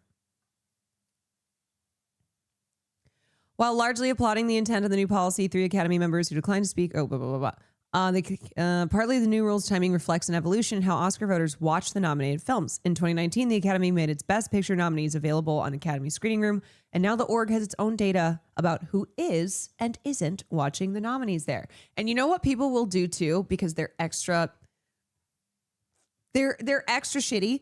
They will put the film on so that they can get the they can get the marking of it on the site, and then they'll just not watch it. They'll just walk away. They'll have their assistants watch, press play, and leave the room. Yeah. A lot of them too have talked about how they'll just be doing work while it's playing in the background. Will you be playing Resident Evil tonight, Queen? Yes, I will. The idea behind the new rules is to curtail a phenomenon in which Academy members who are fans of certain films vote for it in every category on the ballot, regardless of whether they've seen all the other films in those categories. Oh my God. Hi, I'm the Academy voter who only watched F1 this year, and I love Brad Pitt. And I am voting in every category for this one movie I have seen.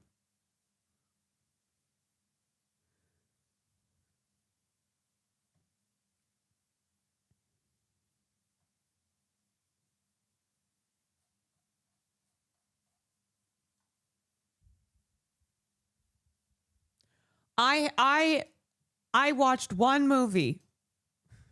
That's what I'm going to vote for everything.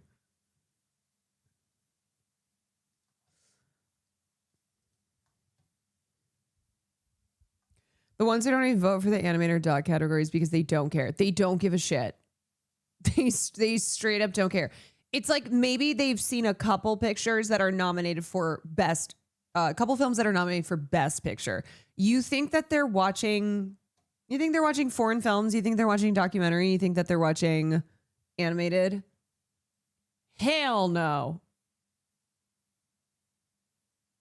You gonna watch The Testament of Anne Lee? I want to. It's on my list. Because I am not an Oscar voter. Speaking of only one, I'm like, how do I segue this? If you read a book in 2025, just one book, you belong to an endangered species. Like honeybees and red wolves, the population of American readers, Lector Americanus, has been declining for decades. The most recent survey of public participation in the arts from 2022 found that fewer than half of Americans had read a single book in the previous 12 months. Only 38% had read a novel or short story. A recent study from the University of Florida and University College London found that the number of Americans who engage in daily reading for pleasure fell 3% each year from 2003 to 2023. What if I read 1/3 of a book? Well, I don't think that counts. Someone said, what if I've been trying to read the same 3 books for 6 years? Honestly, you've probably, that's 1/3 of a book is better than a lot of people still. It's better than a lot.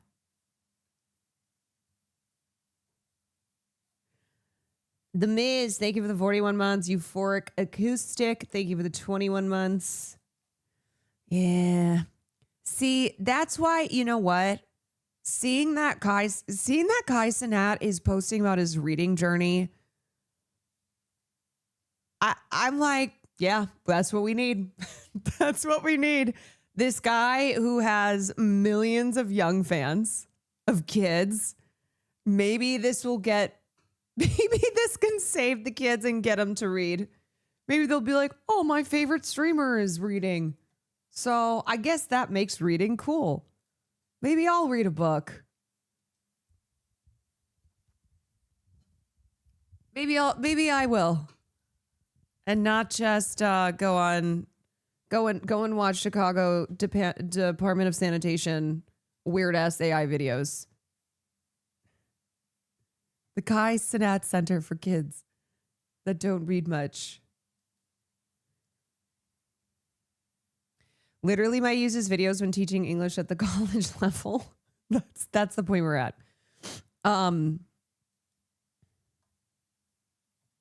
Yeah, that's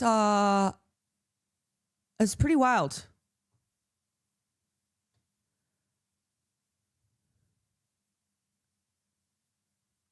And you know, the thing is like, this is not a matter. It's not, if you have a learning disability, if you have, dyslexia, ADHD, which can make like focusing on reading a book more difficult, because that has existed. It's an overall issue with the literary crisis that we are in.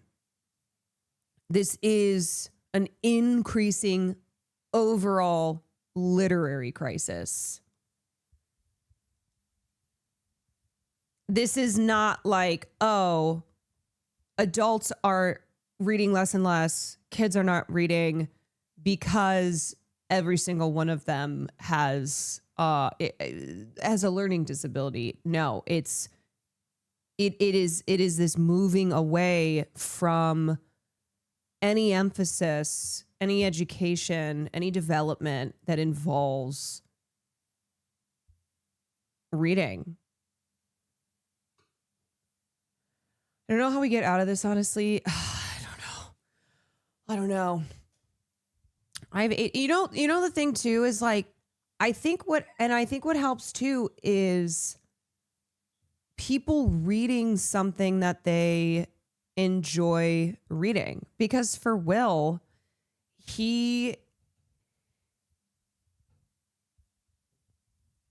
when he reads manga or anime or just the type of stuff that's really interesting to him, and that's what he read as a kid too, that was what got him to be able to read, when he was struggling with his undiagnosed ADHD and dyslexia. So I think it's even just like, look, with kids, just getting them to sit down and read books and read words on a page and have it be something that they enjoy reading, that can encourage that love of reading, something that is interesting to them.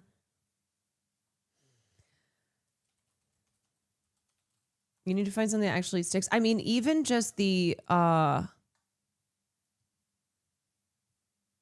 Even just the part of that piece that said since 2003 adults have been reading for pleasure 3% less each year over the last 2 decades. Like just even 20 minutes a day, you know?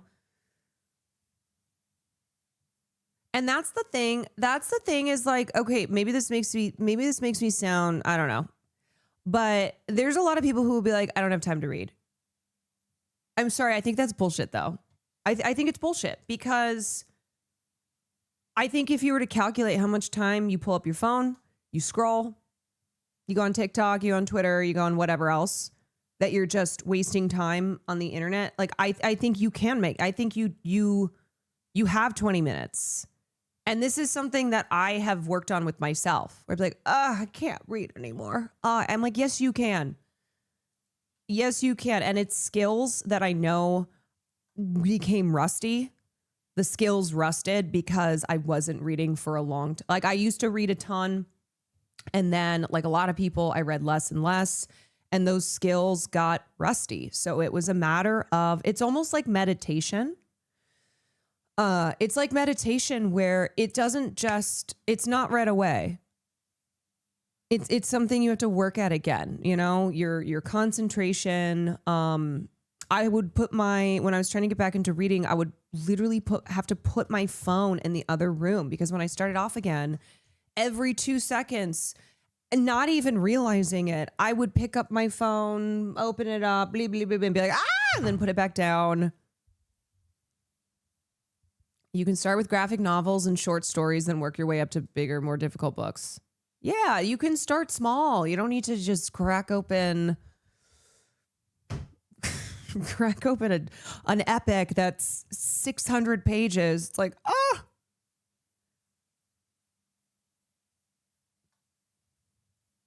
I've set a goal of finishing 1 book a month. Audiobooks have worked wonders. Yeah, whatever it is that gets you back in. I really think it is something that we have to start. We got to be bringing that back. And don't assume you are currently where you last were when you did read. You have regressed probably. Abso-fucking-lutely. Absolutely. And I am a testament to that. I'm still working on getting my skills back. When Caroline got her reading groove back.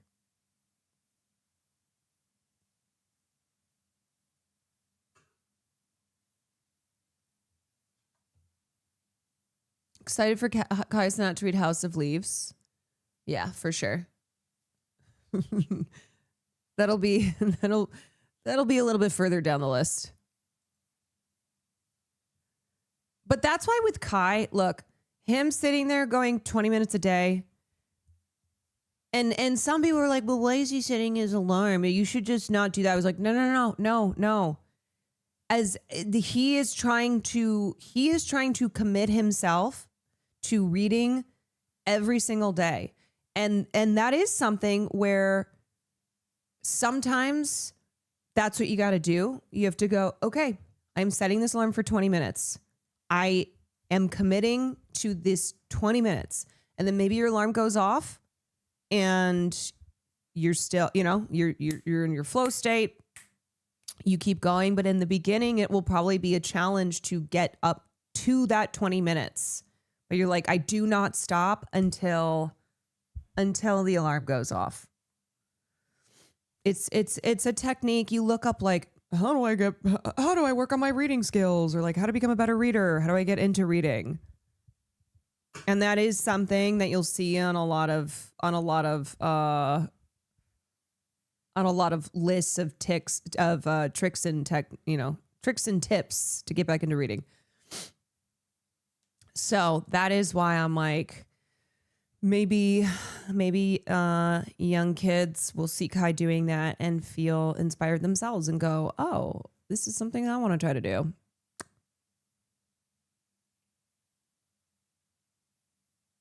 I do that with cleaning, set a 30-minute or a 1-hour timer and see how much I get done. Yeah, sometimes it helps your brain to to block out all the noise. And it's like, okay, I have this period of time, and I just for this little block of time that I'm setting aside, and I have my alarm set, I am committing, I am focusing on this one thing. It's like running sometimes the first 5-10 minutes. Yes. It's like when you're trying to get into cardio, you don't just start out and go, I'm just going to do cardio until I get tired. Maybe you do, but it's helpful to be like, I'm going to start off and my goal is 5 minutes. My goal is 5 minutes. And maybe you're not at 5 minutes when you start. Maybe it's like you can't even make it a minute, but the first goal post is I want to get to 5 minutes without stopping. And then you get there and then you increase that and you're like, okay, let me see if I can get to 10 minutes. 10 minutes of nonstop cardio. Whatever it is, it's setting these different goal blocks, working your way up. You're training skills. You're either training your body, you're training your mind. You know? And I think for a lot of people, if they're like, oh my God, I used to read all the time and now I don't read anymore. I want to get back into reading. And then they try to pick up a book and they just go in without a plan. And they're like, this is impossible. I can't read anymore. And it's like, you got to work your way back up. It is like getting back any other skill set, any other habit, or forming one for the first time.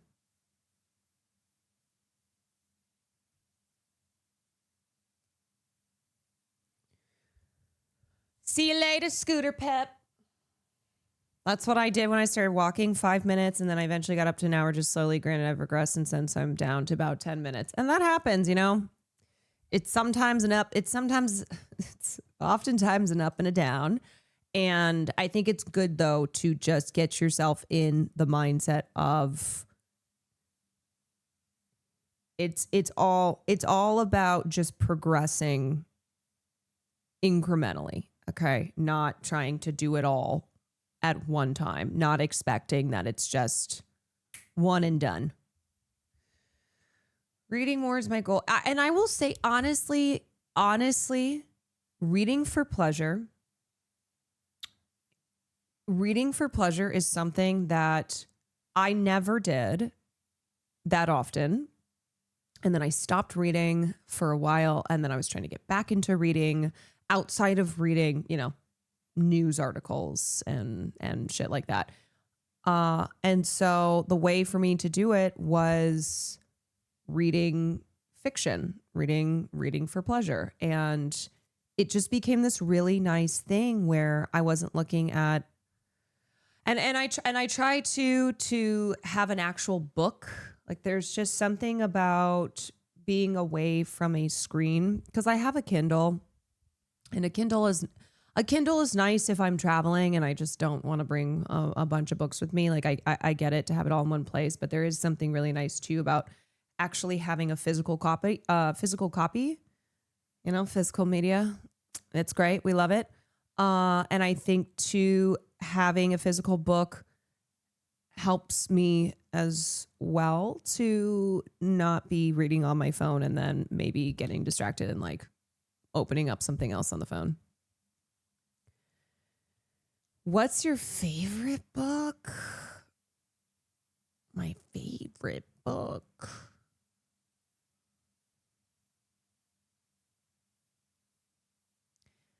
That's a tough one. I can't think of an answer right now. I gotta Hmm.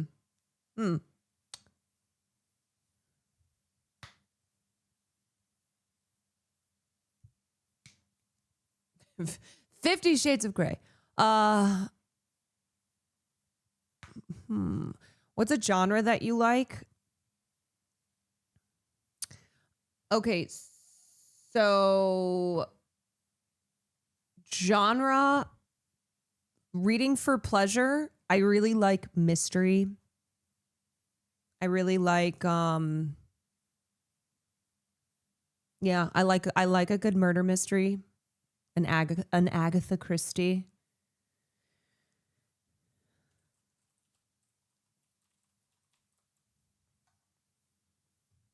A psychological thriller. Like Patricia Highsmith is great. What's a book that impacted you a lot last year and think others should read? I read a book that I talked about on screen or on stream, and it was called The Hollow Half, a memoir of bodies and borders. And it was written by a friend of mine who is a Palestinian journalist. And it was a really incredible memoir where she explores her identity as a Palestinian diaspora and the trauma and history and struggles with her own identity, with her family, etc. And then also weaves in her lifelong battle with an eating disorder. So that was something that she was hospitalized in, I think, 2020, around there. Anyway, it's a really beautifully written memoir, and I read that last year. So that was a great one.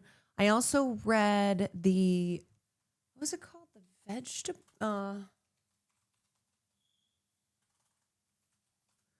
I read The Vegetarian by Han Kang, and it's Han Kang is a South Korean author. It was a really powerful book as well. It was pretty quick read. And then let me think of like more fun stuff.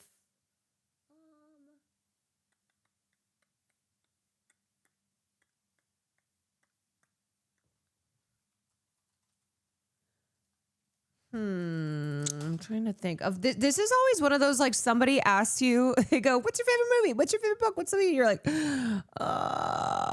your brain just goes blank. Just, you can't think of anything. You're like,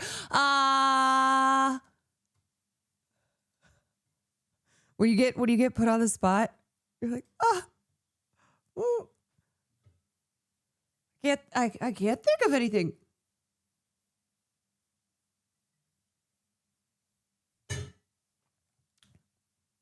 Have you read Sharp Objects? Yes, it's so good. I also watched the show. If I were to go look at my bookshelf right now, it would jog my memory. I'd be like, oh yeah, no, this one's really good.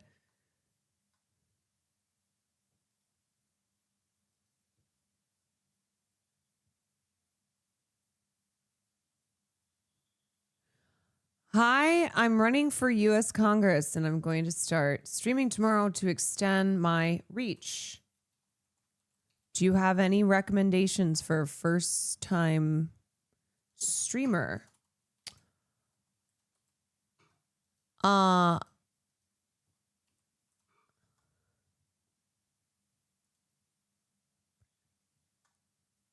First-time streamer. Well, my first stream, I couldn't even get my mic to work. So hopefully yours will be better than mine. Any recommendation? Okay, I guess advice for first time streamer. I think a Q&A is always good if you're running for office and you're jumping on stream to try and get your name out there and get people to know who you are. So make sure your GPU is plugged in correctly. Yeah, I think just letting people know who you are, doing a Q&A. And it doesn't have to just be questions about politics, it can just be also, you want people to learn who you are in all aspects. Caroline is great at giving. I have no tech advice, is what I will say.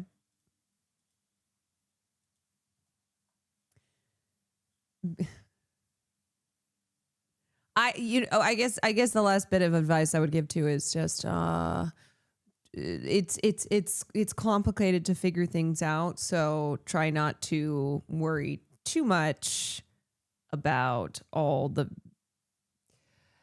all the variables of streaming.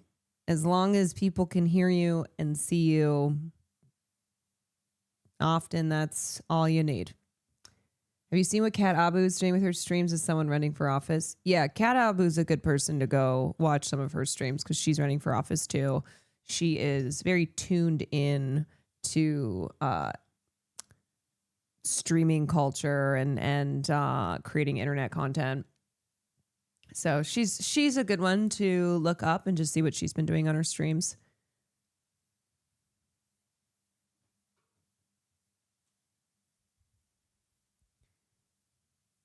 I'm pretty tech savvy and TikTok's been performing well so far. I don't know. Really don't know how people find you on here. It's a little tough on Twitch. Twitch does not have great discoverability. It's kind of a platform where people will find you either if you already have name recognition, you know, maybe you're coming from another platform, you're bringing viewers in from there. You have connections to other big streamers that you do collabs with. Collabs are a big thing. But I would just try to promote your clips on TikTok. If you're already doing well on TikTok, I would promote there. Drive traffic to your stream from your other existing social platforms.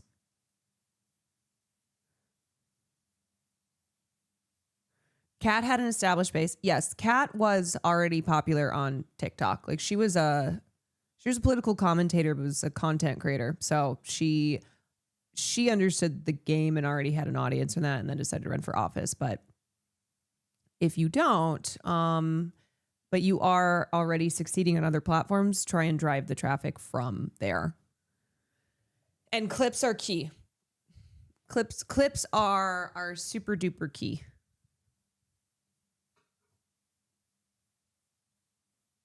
Or you're a big LA Noir gamer. That's how they find you. Yeah. And do some gaming too. Do some gaming. Put yourself in a gaming category. People will kind of click around. They'll go search for a category and look for people who are playing games in that category. So you might have people find you that way. Encourage people to clip your stream or do the clipping yourself. Yeah, if you have a social media team, they'll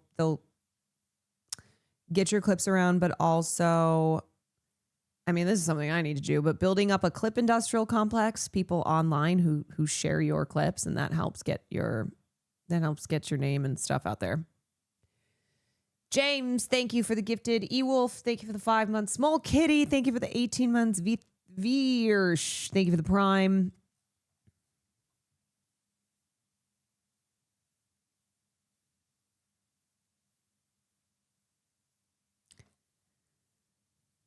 Speaking of politics, did you see Newsom with Ben Shapiro? Yeah, I think I already talked shit on it.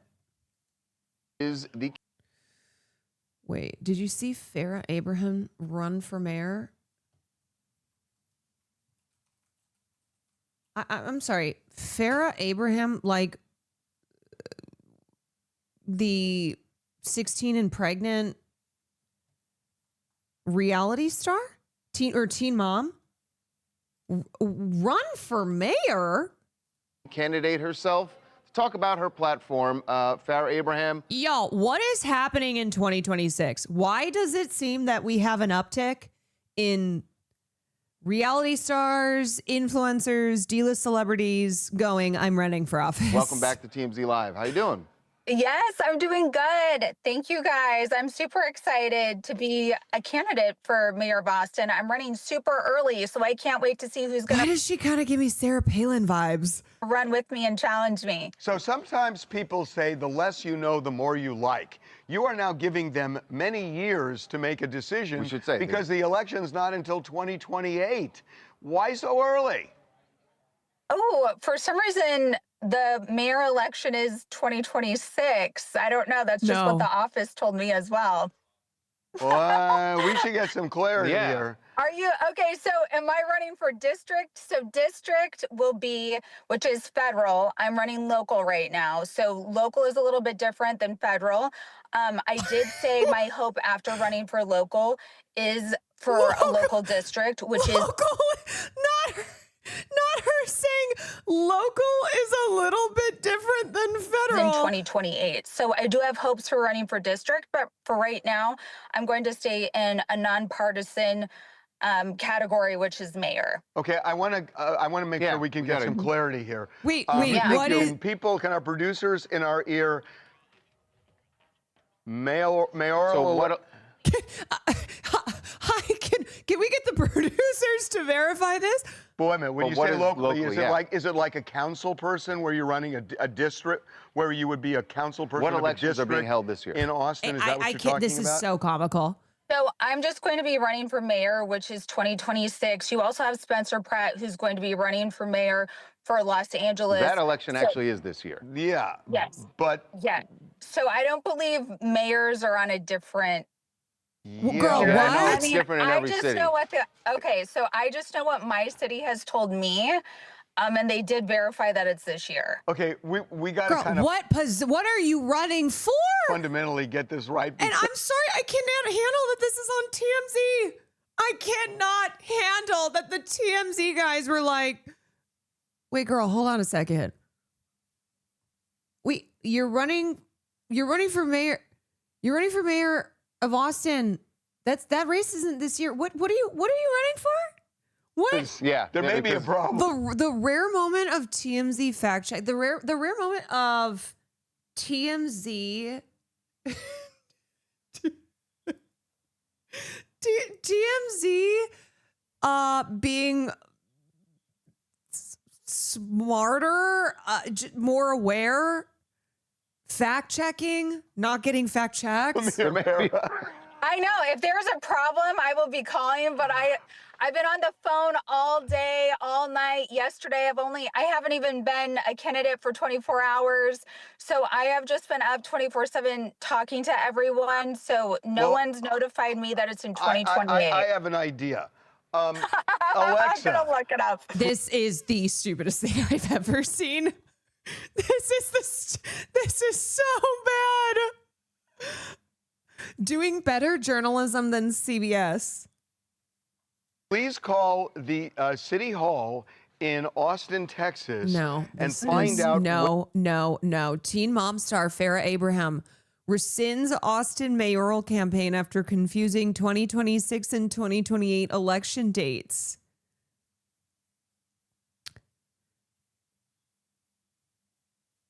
She announced on social media earlier this week that she had made plans to run for mayor of Austin, sparking immediate buzz and a fair amount of confusion.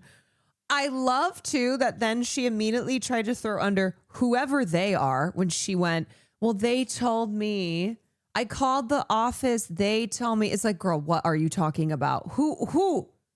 What are you even running for? Do you even know? Do you know? Classic Farrah. The reality TV star then appeared on TMZ Live, where hosts quickly discovered that her campaign timeline didn't quite line up with reality. The election's not until 2028. Why so early? The host asks.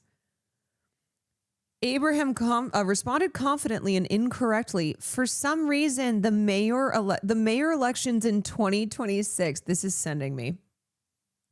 For some reason is sending me. She's like, I don't know. It's weird. For some reason, it's happening. They told me. I called them. I don't know.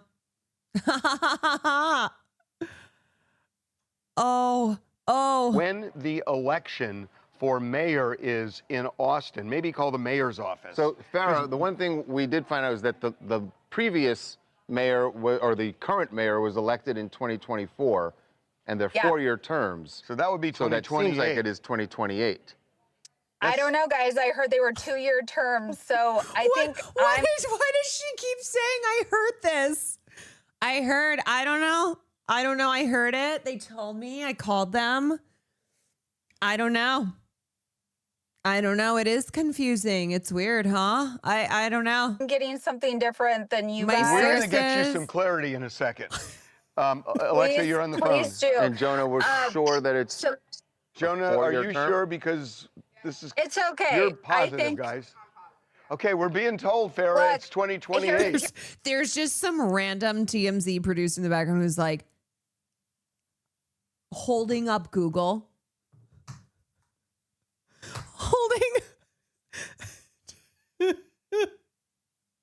It's not even it's when he was like, yeah, let me consult.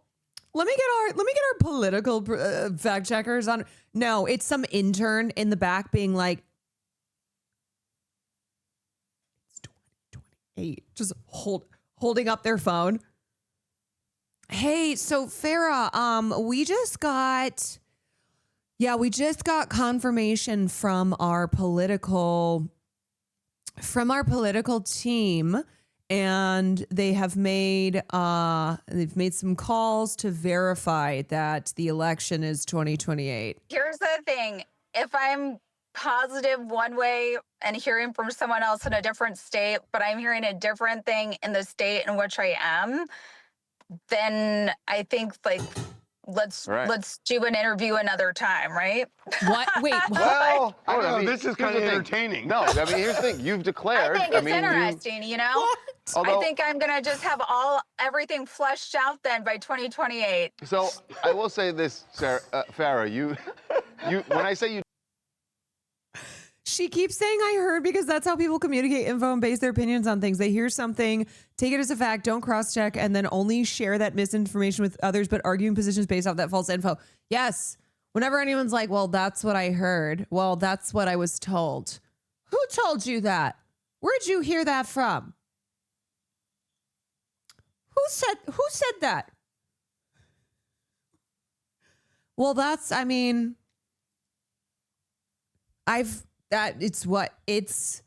I don't know, guys. You declared, you put a post on It was Instagram on saying her that you algorithm. intend to run.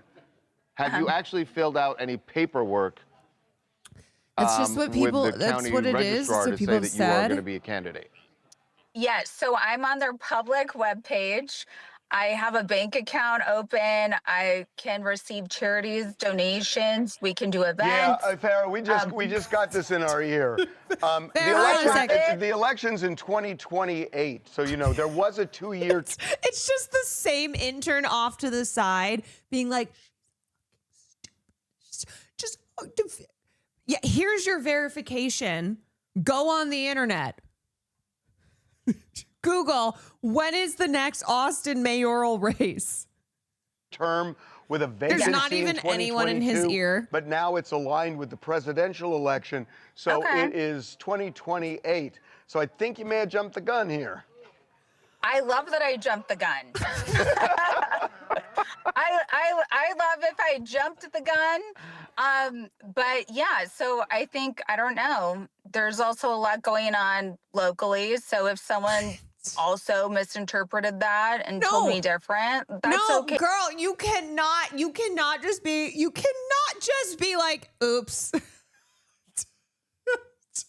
is this mysterious someone?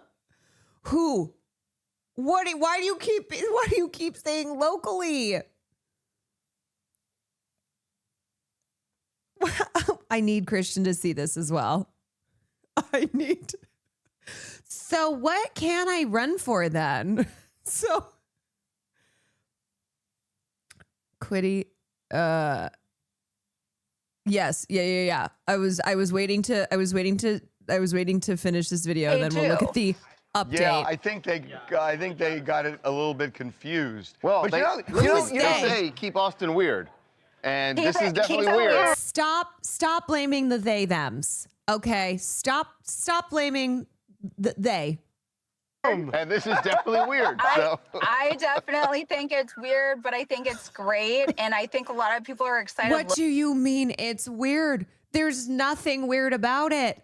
There's nothing weird about the fact that you just don't know when the election is that you claim you're running for the position for. It's so weird. It's so weird. You guys remember that show, So Weird? They should bring it back and do an episode on this because it's so weird. It's so weird. Why would they tell me? Why would they tell me that It's 2026. But you're saying it's 2028. It's so weird. I don't know. Locally anyways. So I think, I mean, it doesn't matter to me either way. I'm happy if there's more time because I would rather lots of time. Well, guess what? You got it. You Thumbs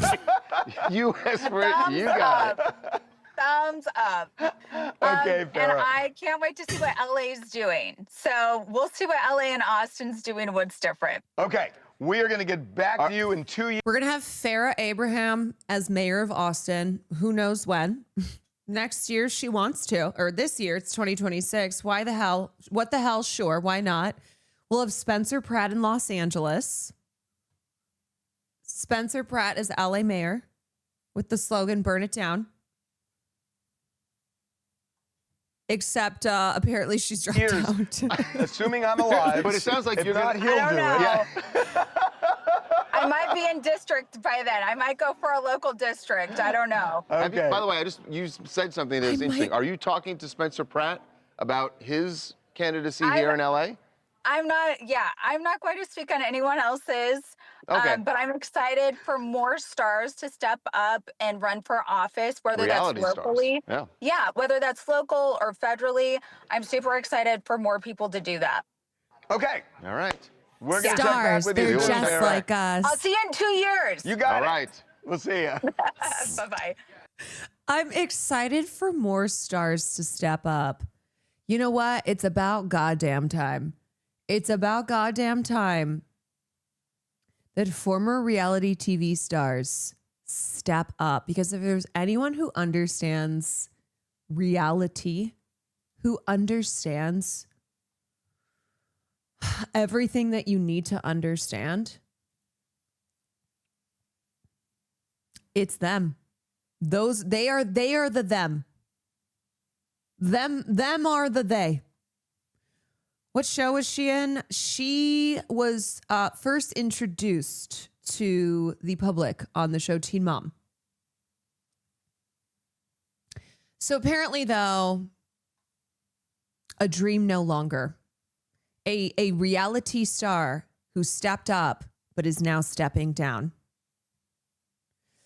In an interview with KXAN Thursday afternoon, Abraham said her team refiled the paperwork earlier in the day to enter her in the race for District 5's city council seat. I reached out to the city and I was just like, hey, I'm very serious about this. I love this city and I want to get involved and help where I live and breathe. And I know I can help because I'm making it. Others seem to be struggling and I want to jump in the mix. I know I can help because I'm making it. I'm crying. I'm crying. She's like, look, I understand. I understand these minimum wage slaves, people who are not making it. And I've made it. So I'm going to help them make it. You know what? She's going to put everyone on a reality show. That's what it's going to be. That's how people are going to make it. If I could be a district seat and I could be mayor at the same time, probably would do it. You know what? What the hell? Sure. Make it happen. Abraham, who originally grew up in Council Bluffs, Iowa, moved to Austin in 2013. Her website currently promotes her as a life coach, a stand-up comedian. People really are just calling themselves stand-up comedians these days, and an OnlyFans model. She says she's ready to work on any and every issue in city council, with housing affordability as a main issue motivating her run. In particular, she focused in on the struggles faced by self-employed workers. I'm literally going to be with like brokers associations, realtor associations, and I'm going to hopefully be going in and fixing this because we have like 2008 tax laws for closing on homes that just really isn't working for the Austin market, which is full of 1099 creatives and self-employed. And I love this ... and ... self-employed people. You know what? Finally someone who is out here on behalf of the 1099 creatives. Okay. As a former 1099 creative, I needed Farrah Abraham.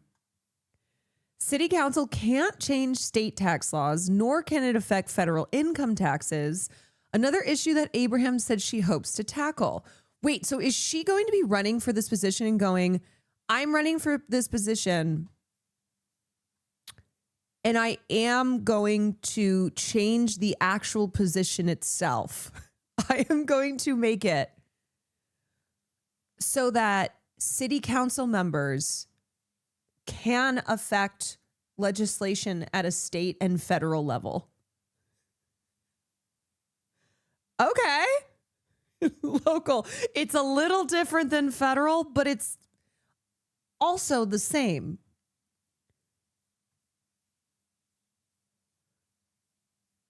City. Okay. That aside, she said she wants to find a way to help people keep living in Austin. They don't have to feel like they're moving farther and farther out of Austin. Like all of my friends just keep moving out. Maybe she's running for office just to have her friends stay.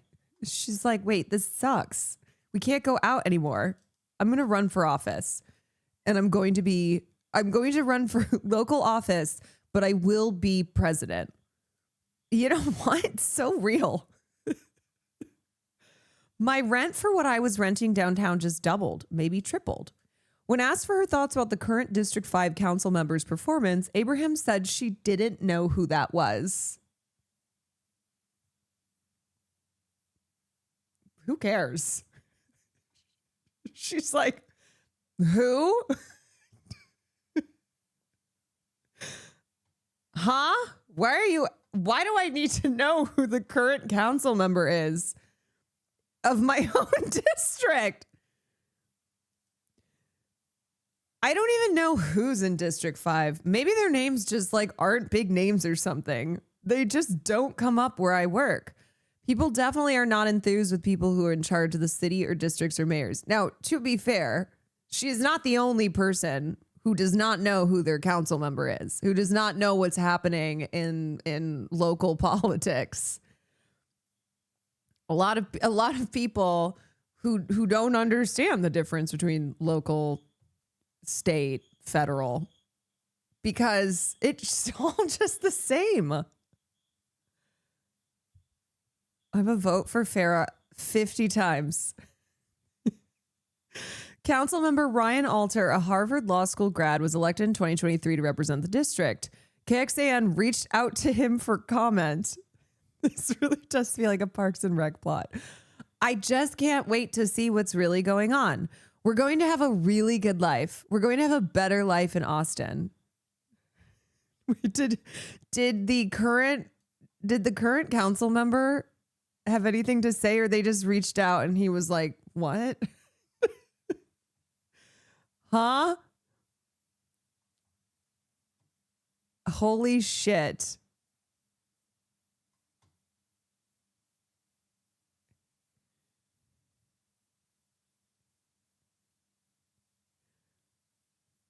I'm dead.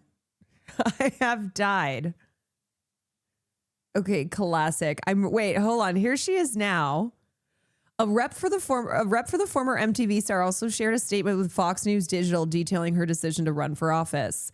I'm running for Austin City Council District 5 because our city has lost balance. We've gone soft on crime, driven up prices, and left working families like mine struggling to keep up. Keep up. Enough is enough. The classic soft on crime. Just throw it in there. Just toss it in there. Wait, didn't she just say she's not struggling? Didn't she just say she made it and that's why she's running for office? But now she's working families like mine that are struggling. Enough is enough. Hold on.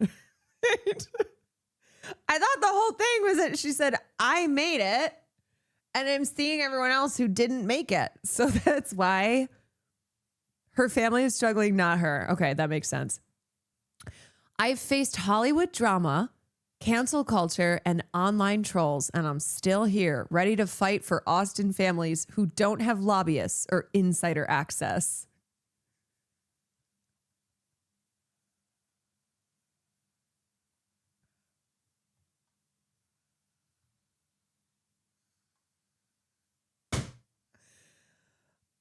I'm here for the everyday parents juggling jobs, school runs, and dreams. You know, because that is something that the everyday working class families struggle with. The Hollywood drama, cancel culture, and online trolls. So that's why you need someone who has survived all of that. That is the person to represent you and fight for you. Okay, Caroline, you got it. I'm already voting for her. You don't need to keep giving her promo. I'm not even the USA. You know what Farrah would say? That's okay. That doesn't matter. You can still vote for me. It's time for a survivor mom who knows how to hustle and make real change. She additionally laid out a 6-point platform she said will anchor her election run. Okay. She's got a plan. 1, family planning for all. Brighter futures start here. 2, Modern Workers Act. Your home, your dreams. 3, veteran bridge program. Support when you need it. 4, safety and policy first. Every zip code matters.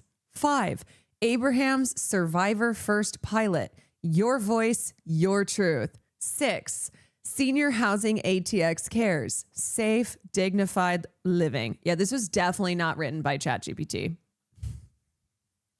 Definitely not like, hey, give me a generic ass, not actually any concrete policies. Political platform that I can run on. This is giving Donatella Versace heart. It tells everything you need to know. Everything you need to know. Zoran could learn a thing or two. Yeah, why bother with everything that he did when he could have just... 5, Zoran's Survivor First pilot. Your voice, your truth. Abraham entered the spotlight in 2009 on MTV's 16 and Pregnant with her... Oh, sorry. I said Teen Mom, but it was 16 and Pregnant and then Teen Mom. With her storyline marked by tragedy as she welcomed daughter Sophia shortly after losing her high school boyfriend. She later became one of the most recognizable faces on Teen Mom before leaving the show in 2018.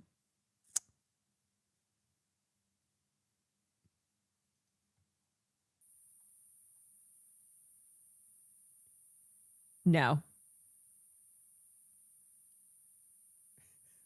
I'm sorry.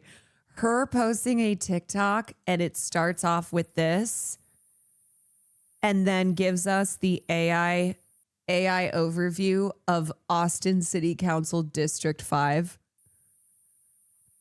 with what this white noise in the background.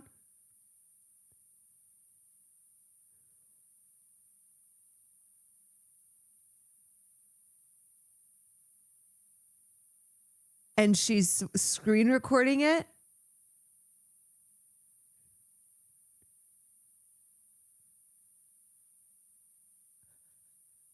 This is what's going on in her head. A live look inside Farrah Abraham's head. Ain't no fucking way. If you insult my intelligence instead of City Hall, who published and approved this after I redid the documents 3 times, then you're... Then you're stating City Hall and government in Austin, Texas is... Oh, no, actually. Okay, wait. So you're saying then you're stating City Hall and government in Austin, Texas is ignorant? No, you are. What is she trying to say? Is ignorant, not me. I'm strong enough to handle all this information and be at the forefront. Nothing new to me, while those in back are silent.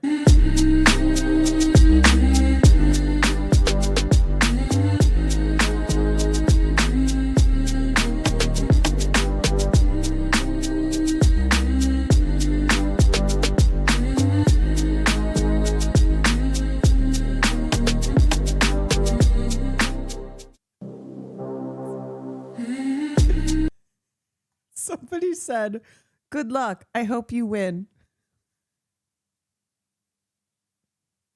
Oh my God. Oh my fucking God.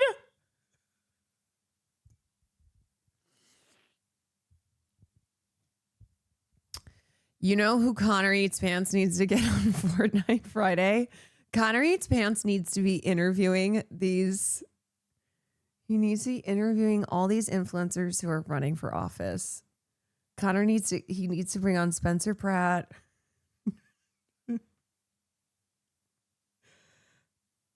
Spencer Pratt, Trish Paytas. I don't think Trish is actually. I mean, I don't think any of these people really are, but of the three of them who I think is really not going to, I think it's Trish.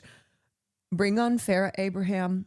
You know, this is the next class of politicians. When we were talking about needing like real socialists and needing actual candidates who are for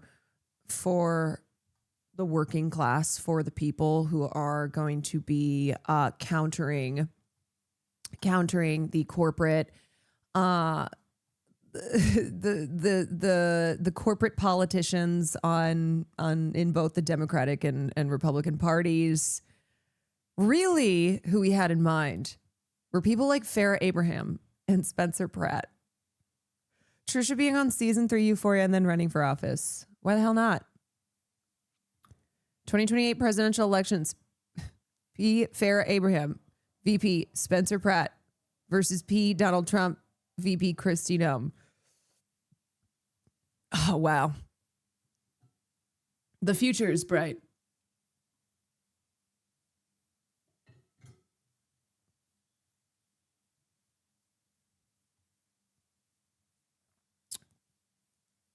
Our future is looking so bright. I need some shades. Hogan,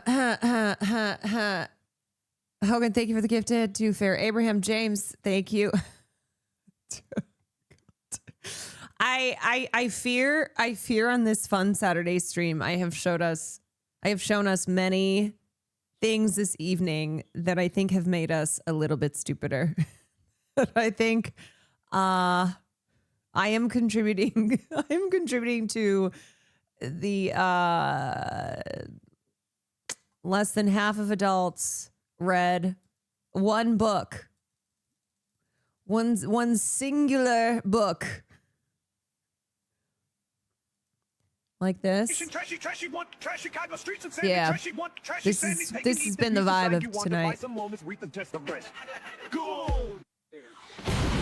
Oh, the humanity. Trashy, want trash Chicago streets and sanitation. Trashy, want. Yeah, to the person who came in and said he was running for office and wanted advice or thoughts on what to do on stream. This. I'm sorry, was that the planes flying into the towers? Oh, the humanity. There you go. That's all you need. That's it. That's how it works. This stream was a trip. I'm telling you something about Saturday night streams. I'm not supposed to be here. Maddie Ray, thank you for the 2 months. Really love your commentary, Caroline. It's so refreshing and needed. Thanks for all you do.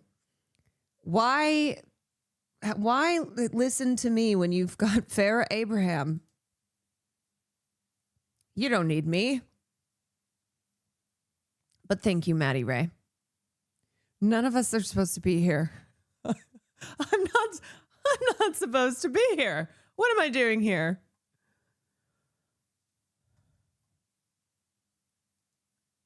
Everyone knows Jazz Friday, but do you know Brain Rot Saturday?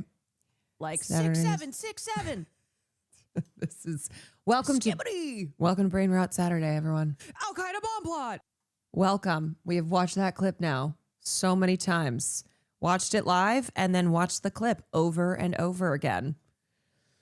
We want slop. Okay, you know what we should do? Because I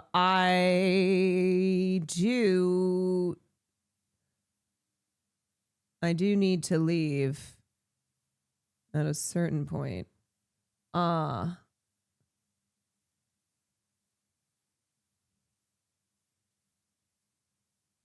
We should do a little gaming. If I want to play some Resident Evil, I should do it now so I can get it done. Also, tomorrow might be strange because tomorrow I may be doing a morning stream instead of an evening. And it might be the first, potentially the one and only dinner and a movie, but in the morning. So potentially breakfast and a movie. Because I think I have something tomorrow evening and I don't want to skip stream tomorrow. So I might be I'm already planning in my brain to do breakfast and a movie, which could be fun. What time? What about second breakfast? What time? Probably around 9 a.m. Pacific time. So breakfast and a movie, definitely we'll probably try to pick something a little cozier. We just run after sun back. Hey, do you want to feel emotionally devastated before noon? Well, Pacific Coast. I'm going to make a bowl of cereal. Exactly. I'm going to teach you how to make a bowl of cereal. You've never made a bowl of cereal like this before. I'm kind of excited. Yeah, I think it'll be different. It'll feel it will feel quite different than our evening dinner and a movie streams, but could be fun. Could be a nice cozy Sunday vibe. Can you teach us how to make a calzone? I don't even know how to make a calzone. Yeah, we do. It's like I make. I make a steak and we watch Terrifier. What a cozy Sunday morning breakfast and a movie stream.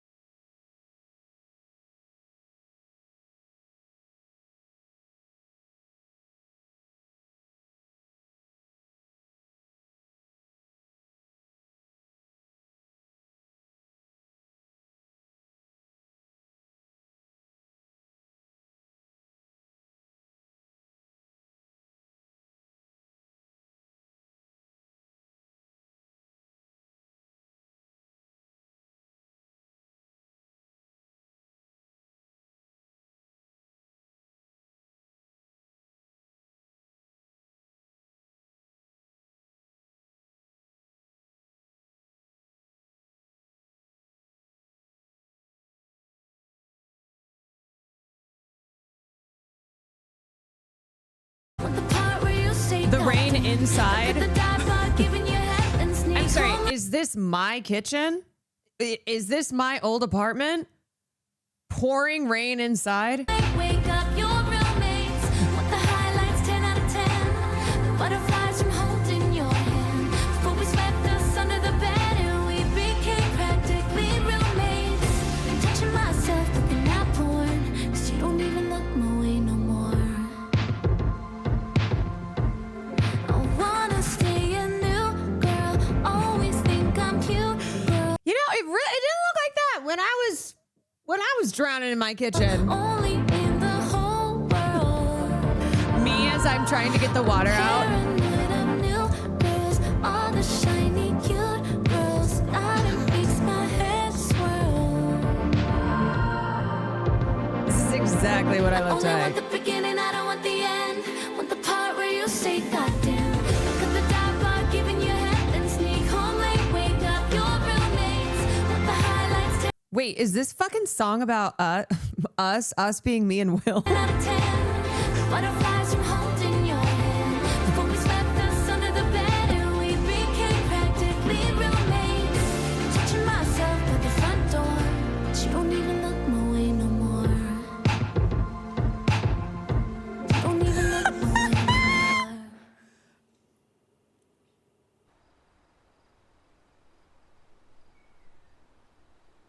Oh my God, wait. I was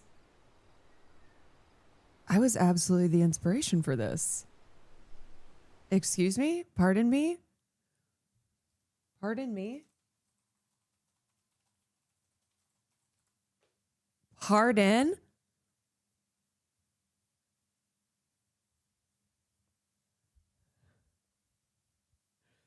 I want the highlights 10 out of 10. The butterflies from holding your hand. Before we swept us under the bed and we became practically roommates. I'm touching myself by the front. Oh, wait. No, definitely not that. But they don't even look my way no more. Maybe like the stars at noon, you won't come out until you're ready. But here I am telling you guys have seen how long that couch is. We're sitting on other sides. There's no touching myself by the front door. And here I am telling you don't put off the night too long. And I know we would laugh if I tried walking in something sexy, but I don't want to beg you. I know you know what I want. Yeah, you know what I want. And what I want is a fucking sandwich. And I want to watch the new season of Primal. But life is lifting and pressure's pressuring me. Oh, I wish that I could catch you in the right light. Okay, upon reading these lyrics, no, this fucking play is not about us. The popcorn girlies are horned up this year. There is that's always kind of been a thing with the pop girlies, but we have gotten some extra horny. I was like, whoa, what do you mean you're the inspiration here? No. Upon really reading the lyrics, nope, not at all. Giving head in the back of a dive bar. Ain't no fucking way, okay? Giving head in the back of a dive bar? This shit's nasty. I don't even want to go into the bathroom of a dive bar. That ain't cute. And Hillary Duff has never been in a dive bar. Hillary, she considers a dive bar a place where they have like $20 cocktails. That's a dive bar.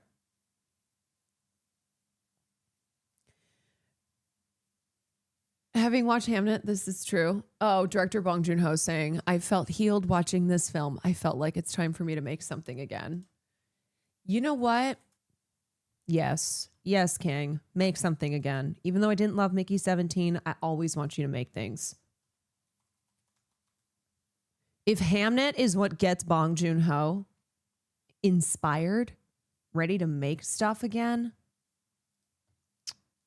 then I owe everything to that film. He's returning to cinema. Okay, folks. All right. Shit, brain rot Saturday is moving into Gaming Saturday. We got a little Resident Evil Village. Un poco gaming. Do y'all mind if I do a little gaming? Y'all mind if a girl does a little gaming? Is that all right up in here? Permission to hit the gaming?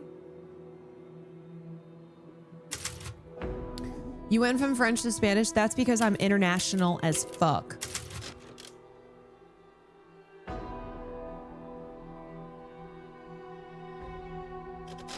Call me the Pope the way I'm speaking multiple languages. Now the question is, what was my last save? Because sometimes I'd put them in. Whoa, my God! What is? Jeez. Okay, escape the cat. Wait, what was my last? This one or this one? 116 at 6:59. 116 at 16:15. Wait, you can just hit continue. Continue. Okay. Yes, that makes it easier. Thank you. You know what? Whoever told me on YouTube videos or on my playlist on YouTube that I can organize it by most recently added, thank you. Thank you, because I did that. And it's made it a lot easier. I appreciate you. See, I do listen to chat. I learn from y'all. I'm not just here to show you all things. You show me things as well. Like the Russia Pizza Hut commercial. Ain't no stopping us now. I'm so scared. What am I supposed to do about her? Aside from be like, let's get coffee. Am I supposed to just run? I'm terrified.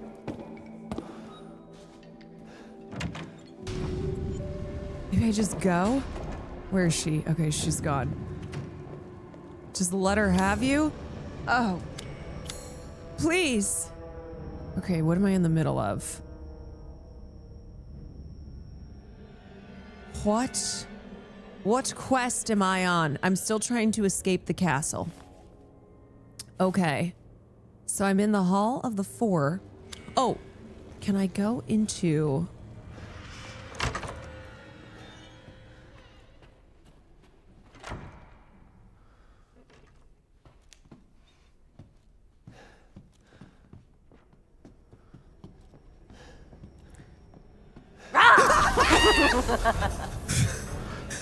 What? So we finally meet. Look forward to what Mother has in store for you. Where am I supposed to go? Where am I think I just shot myself a little bit. Oh, my hat is dizzy.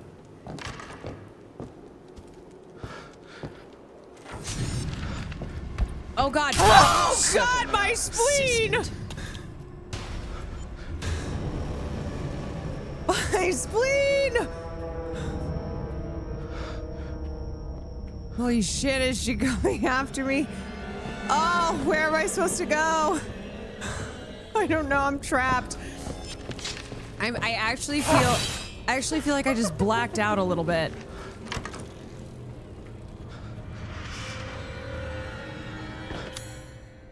What do I need for this? A key. I need a key. Okay. Can I use this? Maybe? Does that work? You unlocked it! Wait, slay. Okay. Okay. Wait, where am I? I'm in the Hall of Pleasure? Oh, okay. I'm in the Hall of Pleasure. I don't even know.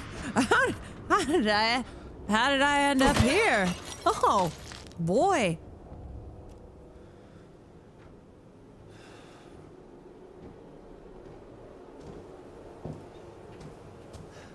Oh, jeez. Okay. Oh. I don't know why I just turned around so fast. A silver ring. Okay. Alright, there's still something else in the Hall of Pleasure. It's the last thing that I need to get. This music is scary. Oh, there's a gem.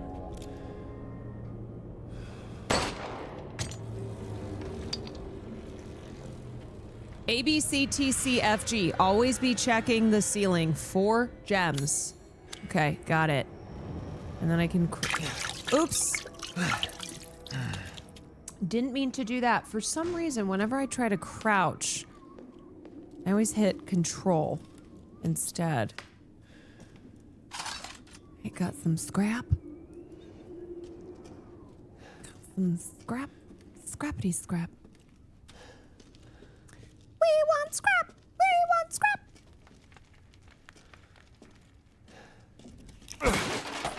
Oh my god, some shotgun ammo!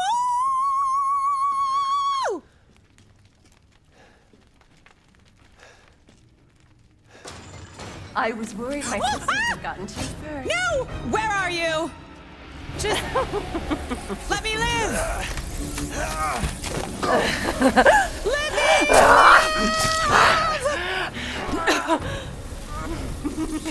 Yes. Listen, you wench! Hey! Like that? Harder. Cold air! Cold air!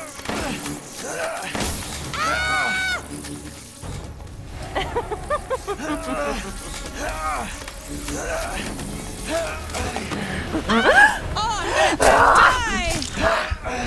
Okay, hold on, let me just heal. How's it feel? Of course I have no freaking heals left when I need them. How does it feel? Horrible. Oh god, I'm gonna die. Oh god.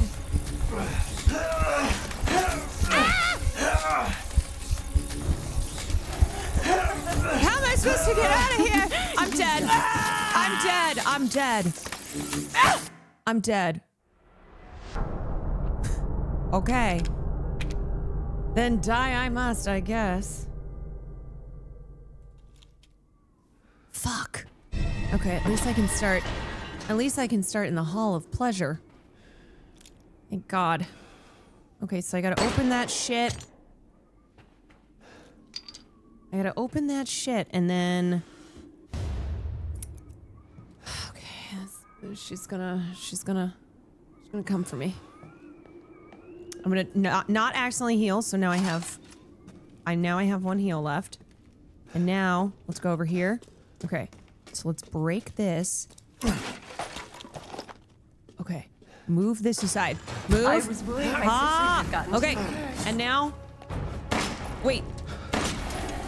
Cold air is coming. How do I break this though? How do you do a powerful attack? What's a...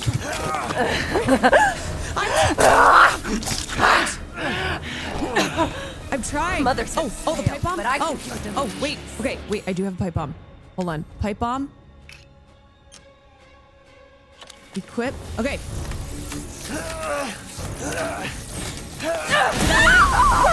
Yes, got it. Got it. Ruined the hunt. Curse you! What? Okay. Leave. No. Listen, you wench.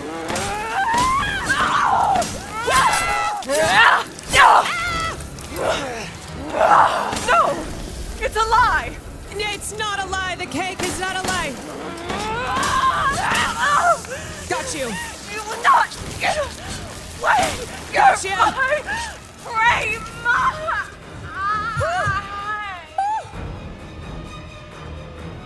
Crazy witch. Got her ass. Diva down. Whew. Oh my god. Okay, thank you for another gifted. Guys.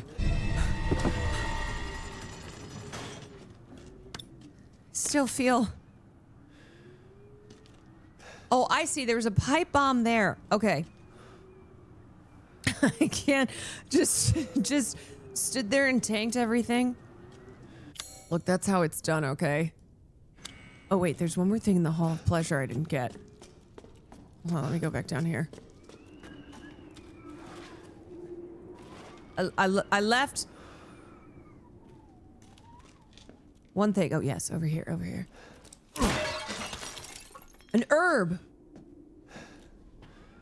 Did you kill all 3 daughters? I believe I have. So now it's just... Now it's just their mother. Now... Okay.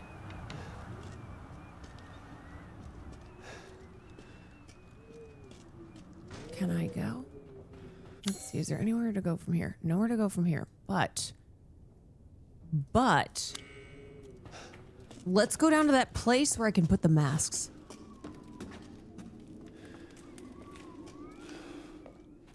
Sola, oh, I can't leave.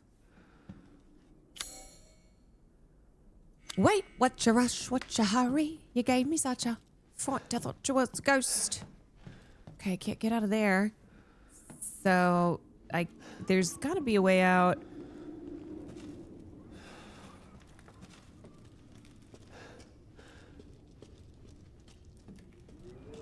Do I just jump? Oh, is this a puzzle? Okay, maybe I gotta go out through this door. Okay, this is a puzzle, which is great because there is no puzzle that I can't...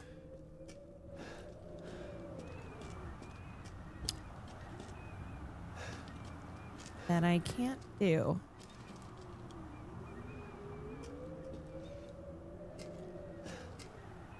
Now, maybe just a little tiny teeny clue.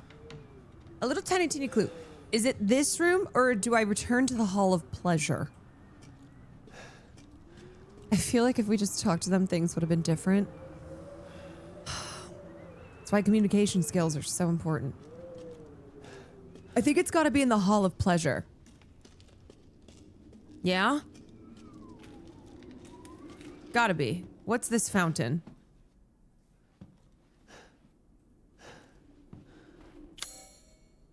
Oh, wait. Hold on a second. It won't open as it is. Can I put something in it?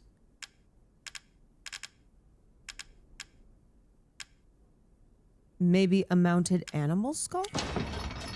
Oh, wait. Wait a second. Wait, so how am I supposed to... If I take... Can I take it and run? Shit! But I need the mask.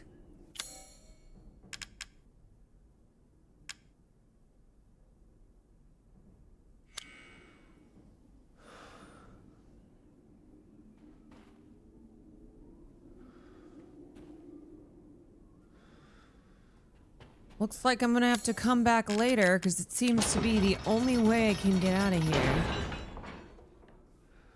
I tried to take it and run. No.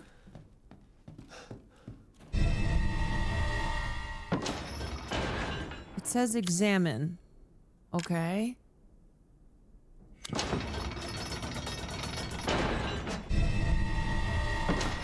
Do I... okay. Should I examine... this? Okay, I'm examining. Okay. Don't fucking see anything. Okay.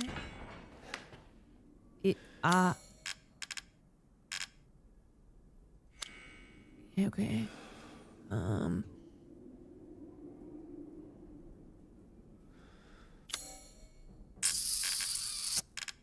What else to okay, maybe we examine something else.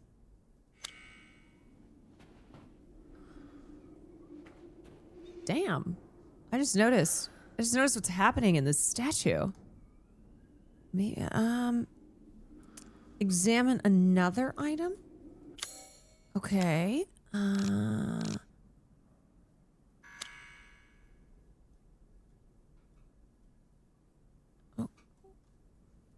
We're using our... You were close when you tried with something else? Were we... Okay. Okay. Okay. Can I use this photo? Okay. There's something that I'm not getting. Oh, hold on a second. That looks like a thing that I can use. Oh, wait a second. Aha. Aha. Ooh. This kind of looks like that movie, The Ritual, on Netflix. Okay, by George, she's done it. By George.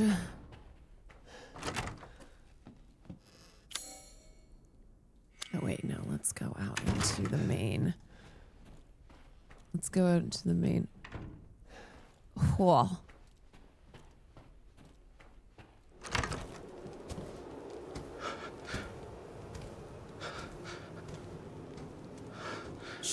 Should go save and put on the mask. Yeah.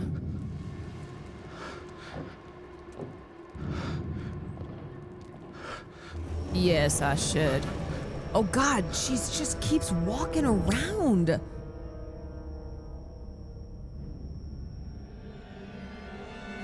I can't remember. Is there a save in the main hall, or it's only where 'tis? Well, it is her house. I guess that's true. You know what? Shut up. Okay, I'm just gonna run past her. I'm just gonna sprint and scream. No! The entire bloodline of House Dominic is done in by the likes I'm just... That'll shut her up. of you. If it's just looking, window shop away. It's time to see Augustus Gloop. Oh yeah, I have stuff to sell. Yes. I'm not gonna sell my lockpick because I want those. Mm-hmm. Yeah. Hmm? Yes. Supplies. There's a sniper rifle ammo. Receipt mines. Should I buy anything? Customizable part for handcraft greatly increases ammo capacity. I mean, I've got quite a bit of money. Oh, don't sell the ring? Oh, shoot. Oh, oops.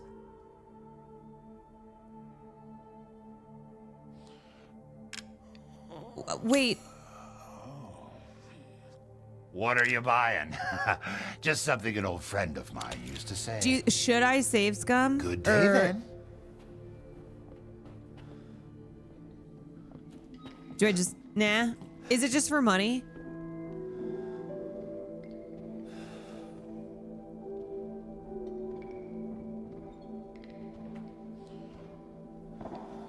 How much we talking? A lot? You combine the ring with a jewel and you get extra money.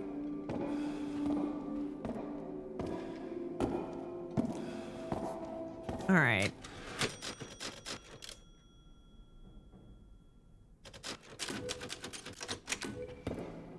All right, so if I go here, okay, let me see this thing. Welcome. Wait, did I just say... I'm skilled in all sorts of weapons modifications, and will do them for a small fee.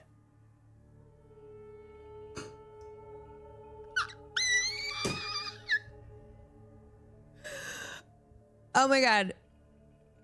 I guess it's time to announce that I am running for mayor / whatever's local. I saved over the save. I don't trust you in this game. Me either. I don't trust me in this Thank you for fucking your game either. patronage. I am so stupid. Oh my god. Oh, Maple Takes, thank you for the raid. Thank you, thank you, thank you. I hope you guys are having a great time. We had a great stream. Hope you're all having a good time. I am. Oh my god, I cannot believe I did that. How do I do the stupidest shit? Oh my god. Okay, whatever. It's fine. It's okay. Well then, feel free to peruse. It was one of the rare moments too where I went, all right, I'll save scum. Okay, I'll do it. I'll do it. And then I did not because. What? Because it's fine. All finished. Stupid. All right, let me just get the hell out of here. This is all an investment. Thank you for your patronage. Let me just go. You indeed didn't. You indeed did not do it. Okay, that's fine. Let me put these masks on. Got one. Match the mask to the breasticles. Nope. Maybe mask of pleasure. Okay. There's that one. The entire bloodline of House leave me alone, you done wench. by the likes of you. Oh, my stomach! Man, one hit and she really apologize with your life. She really kind of fucks my ass up. Okay, hold on.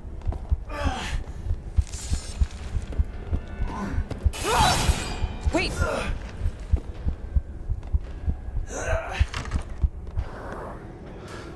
Wait, how do I have better? Wait, I thought I was on death's door.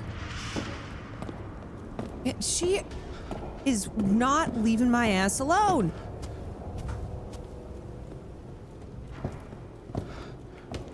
New plan, let her fuck you up. Nope. Okay, let's use one of these lockpicks.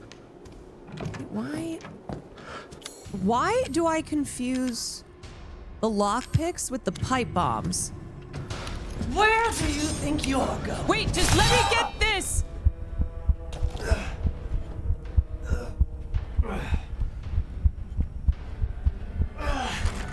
Oh god, I forgot this place. You can't leave. I knew that was gonna happen. I knew that was gonna happen. I knew that was gonna happen. Shit. Okay, it's fine. Just casually opening a drawer while a killer's on your ass, because sometimes I think I can get away with it. Okay, I died, but let's just do this again.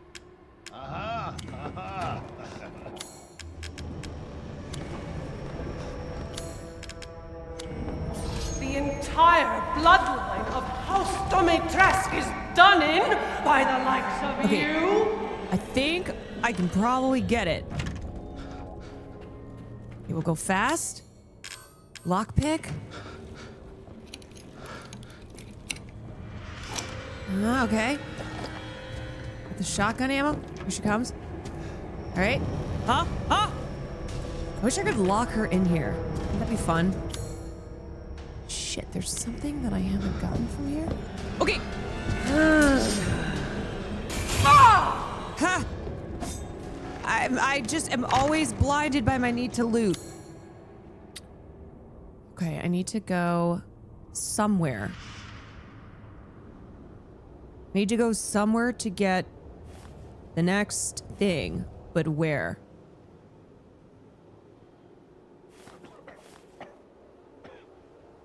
Maybe...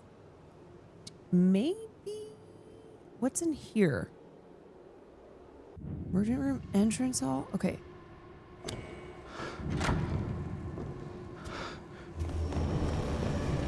Let's go this way. What is this? Okay, okay, okay. All right, let's go up here. Wait, let's just...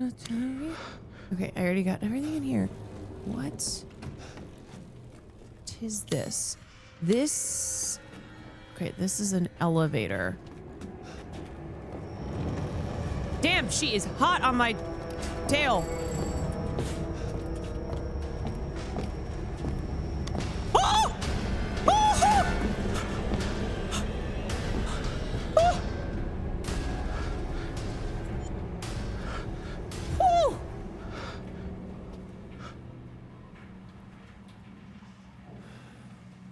Phew! I know, I'm giving myself heart palpitations. Okay, so now I'm on the rooftop. There's gotta be shit that I can get up here. Gotta be.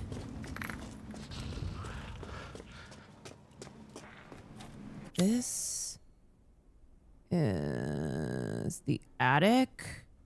No. Okay, let's go back. Let's go back this way.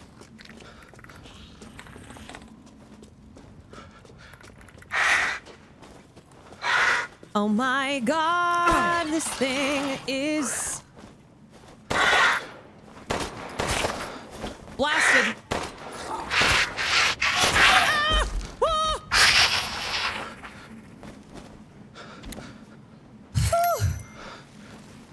Lordy. Oh, how many are there?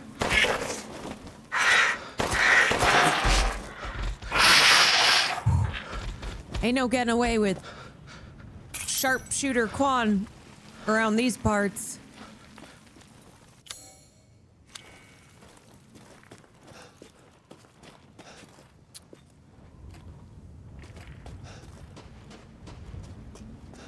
Okay.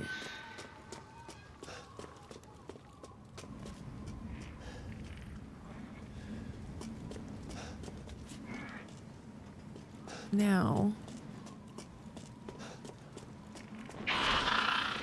Whoa! Whoa! Whoa! Whoa! Whoa! Woo! Oh! Ah!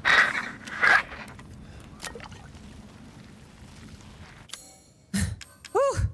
Ah! I need more heals. Okay. Okay, we got some more guns. Gun ammo.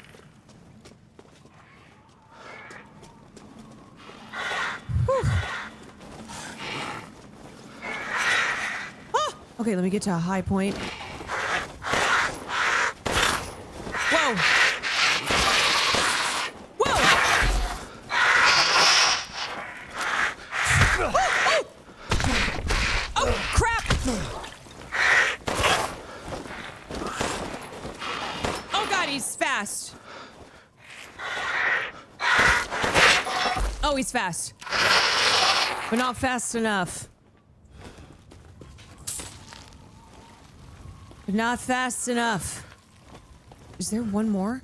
I see it flapping.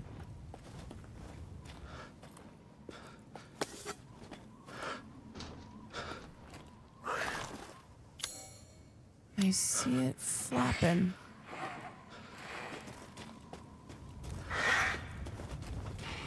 Where is it? You know what I should switch to? Yeah. Yeah. See its shadow? Oh, there it goes. Okay. Watch this shot. Watch this. Okay. You didn't think I would make that. Oh, crap. Where's its body? Oh. Well, you know what?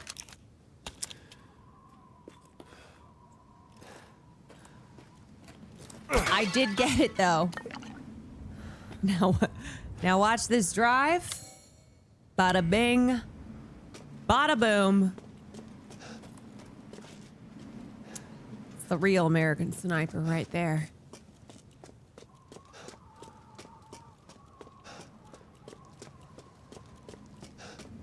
Okay, this is a new area.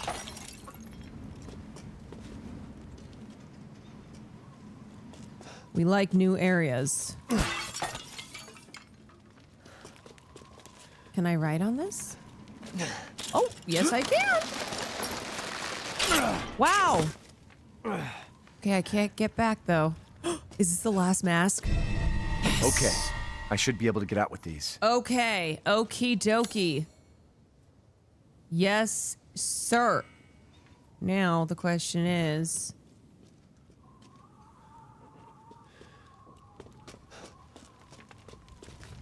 how? This ladder. That's how.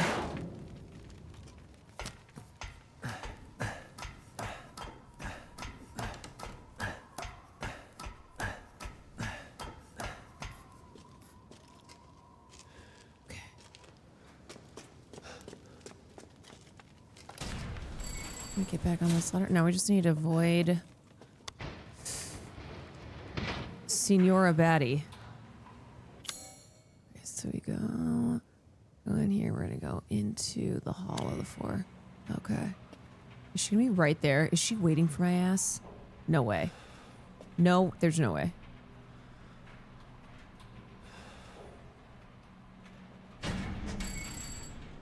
Shoo! Fee-wee!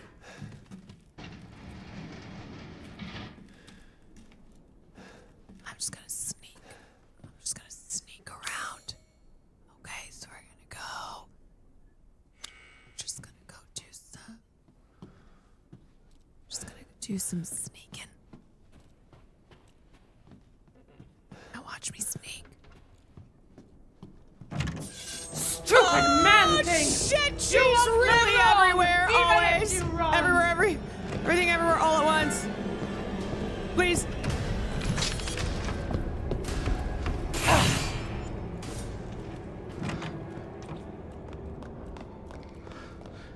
Save. I need to save. I need to save. Welcome. Shut up. Welcome. You're sure to find something new. Okay, let me just get this last mask on. Okay, Mask of Rage. I got him. Yes. Yes. Yes. Yes. Yes. Yes. Yes. Oh. Oh, here she comes. Okay, quick loot. Quick loot. Quick loot, okay. Yes!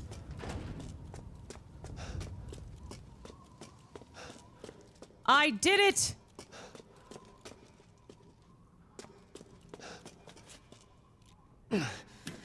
Oh god, what is this? Okay, sick knife. Sick knife. Oh! You've ruined everything! You stab her with a sick knife!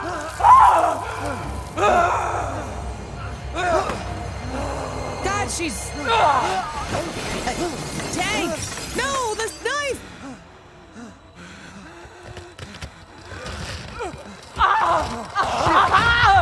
She has wings!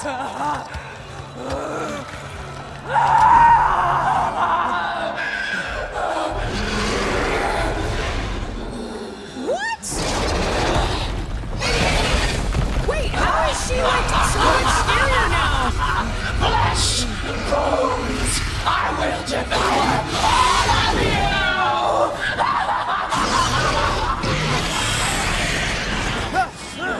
Okay, stabbing her made her so much worse?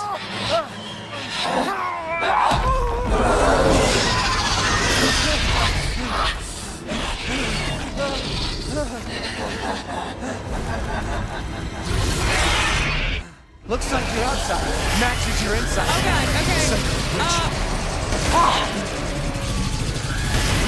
okay. Is this where I shoot her? Where am I supposed to go?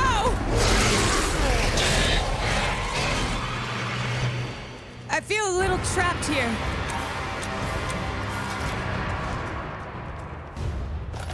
sniper. Oh. Am I supposed to? Okay, wait. Is this telling me that I'm supposed to use the sniper rifle? Okay, wait. Where the hell? Where the hell did she go?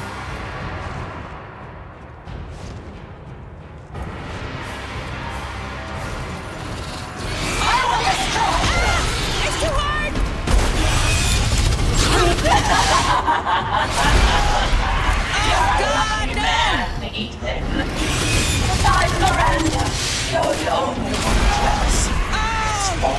Maybe I shouldn't be using the sniper rifle so up close.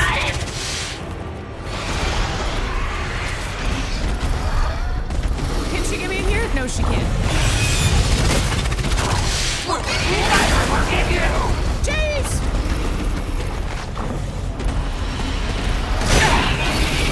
Woo!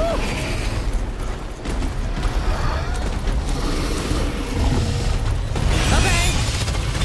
Where's she? Where's she going?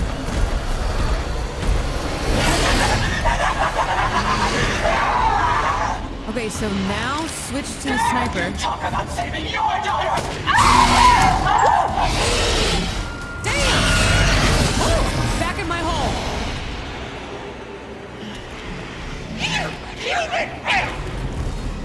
Oh wait, do I run over? You'll kill me! Back in the hole! Back in the hole!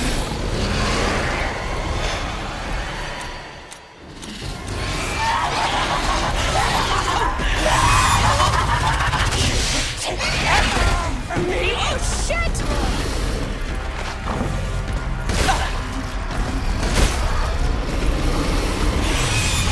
Okay.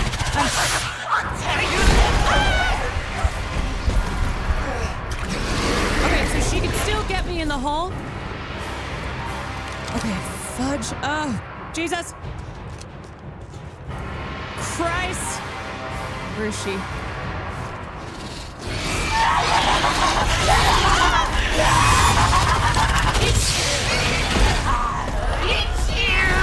I'm scared.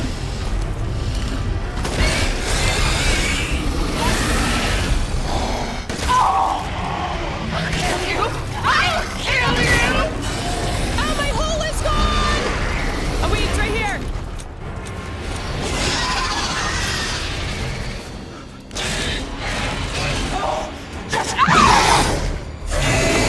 Is she finally fucking dead? No! Roses all!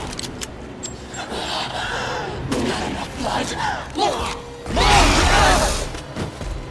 Oh, Ethan! Ethan, what's happening?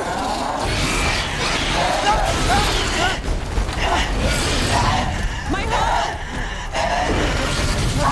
Eat your flesh! Ethan, get your ass up!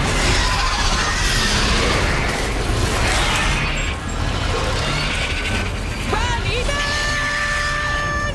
Get in the hole! Get in the hole! I know where else to go, Ethan! Oh my god. Don't be shy. Show me your talent. I'm so scared. I missed! Oh, shit! To die. I'll eat you up, every last morsel. I'm scared!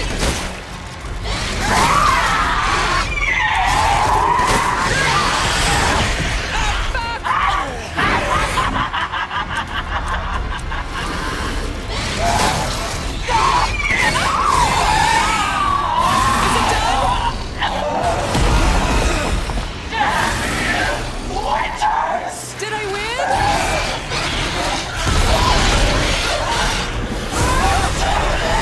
You'll never see your rose again. Succumb to your despair! You won, but at what cost?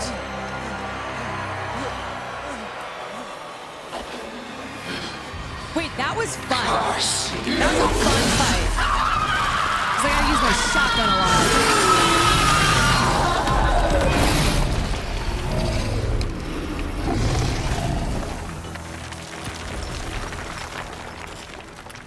Diva down.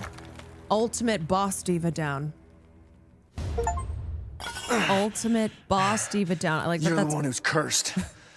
Ah, Ethan with his one-liners. Unreal. Damn. You're the one who's cursed. I just killed a whole family of total baddies. You know, it was either the baddies or Ethan. For up to me, I would have chosen the baddies. No, Looks like I'm Ethan's getting out of this one-liners place. are perfect. You're the one who's cursed. She raises her head one last time to be like, that's all, that's what... Rose. That's it? Oh my god, I never thought I'd get out of that castle. Rose? Where's Rose?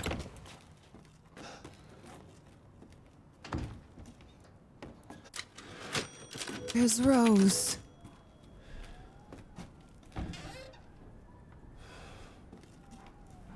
Lady T is dead. The castle was so fun. I'm actually gonna miss it. I'm going to miss the castle. Where's Rose? Rose Byrne is currently doing press to get that Oscar. Okay, I can't get out that way. Okay. So I'm free, but I'm not free. Should I take this boat? No. It's gotta be something.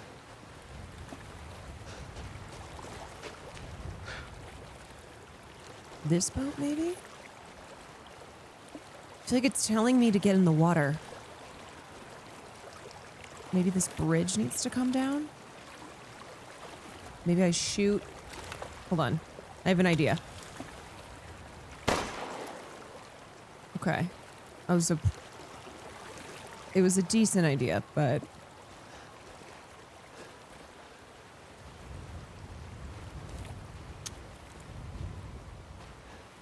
But you know what?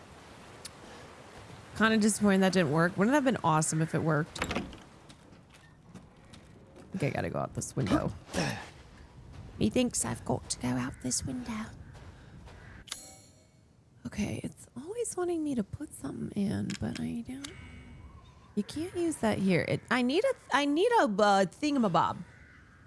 That's what I need. Is Rose down a well? That is fucked up.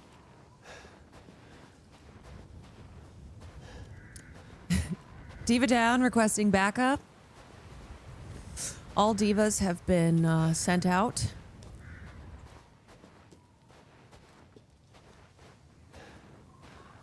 Okay, methinks I can't get around this well.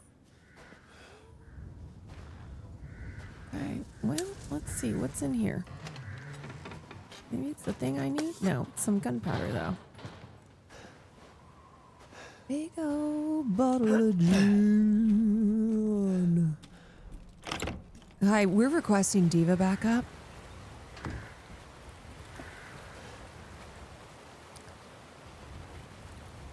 Okay, I can't get out.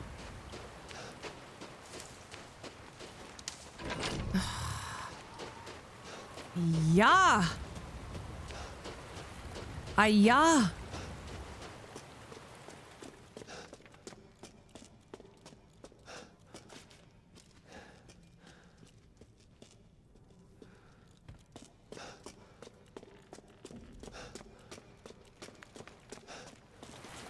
Is this your favorite game series? It's one of them. It's real good. Walking Dead was real good. Okay, I am feeling this water. It wants me to go across this bridge. I know that's what it wants me to do.